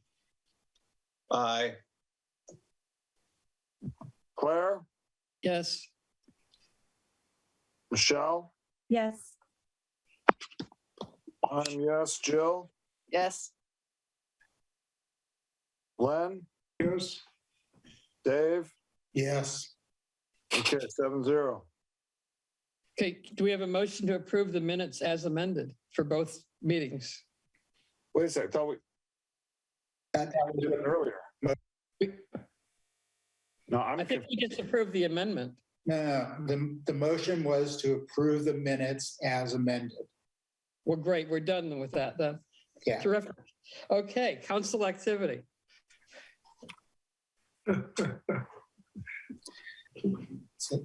Not much. I'll quickly report that I attended the Half Moon Bay Planning Commission meeting Harvey reported on earlier. What they really turned down was the CDP. Staff said that they didn't see a legitimate reason to turn it down, but the Planning Commission, other than one of the members, was upset enough about it, the appearance and the idea, that they voted against it anyway. And they also approved 2 murals, one on the Cunha store south wall, which is for the 50th, commemorates the 50th Pumpkin Festival. Beautiful mural. Going to look great. And another mural on the wall face, that one's proposed for and paid by the city. And another mural on the wall facing Mac Dutra Park, which was private, which is also nice. It's basically kelp. So that was nice to see. That's it. Okay. In the interest of time, I will not go into specifics, but I will tell you that there are significant developments underway at Montero Water District, CCWD, and SAM. And we'll get to them another time. Okay. The other thing. Go ahead. I just wanted to say that dittoing Greg's prelude, I'm not going to go into details, but there's the start of significant development proposals or outreach at the Pillar Point Harbor, as far as the existing retail building, to either demolish it, remodel it, or move it. There's a lot of unknowns, but they're moving forward with this. And so they're looking for public comment right now. That's the San Mateo County Harbor District, Pillar Point Harbor. And the other thing I wanted to mention is that at the close of filing on August 17th, there were only 3 filings for the 4 seats on the MCC. So it's highly likely that supervisors will decide to just appoint those 3 people. They will not have to actually run. And then whoever sits on the board of supervisors after that will appoint a new MCC member, hopefully one that the sitting MCC at that point has recommended. hopefully the MCC will be able to have a process before the, as far as the people that have already filed, it's my understanding there will be no election and they're pretty much in. But any normal, but not any required. appointed person, any appointed member, I believe, should be go through the MCC process first. It's my understanding. That's our normal method and has been, and normally the supervisors respect it. And I would expect either of the two running for District 3 to support that. With some historical exceptions. There have been some exceptions. Okay. Anybody else? Motion to adjourn? Nope. Future agendas. The next two meetings, we will have a process to generate comments on the Cypress Point Affordable Housing Project.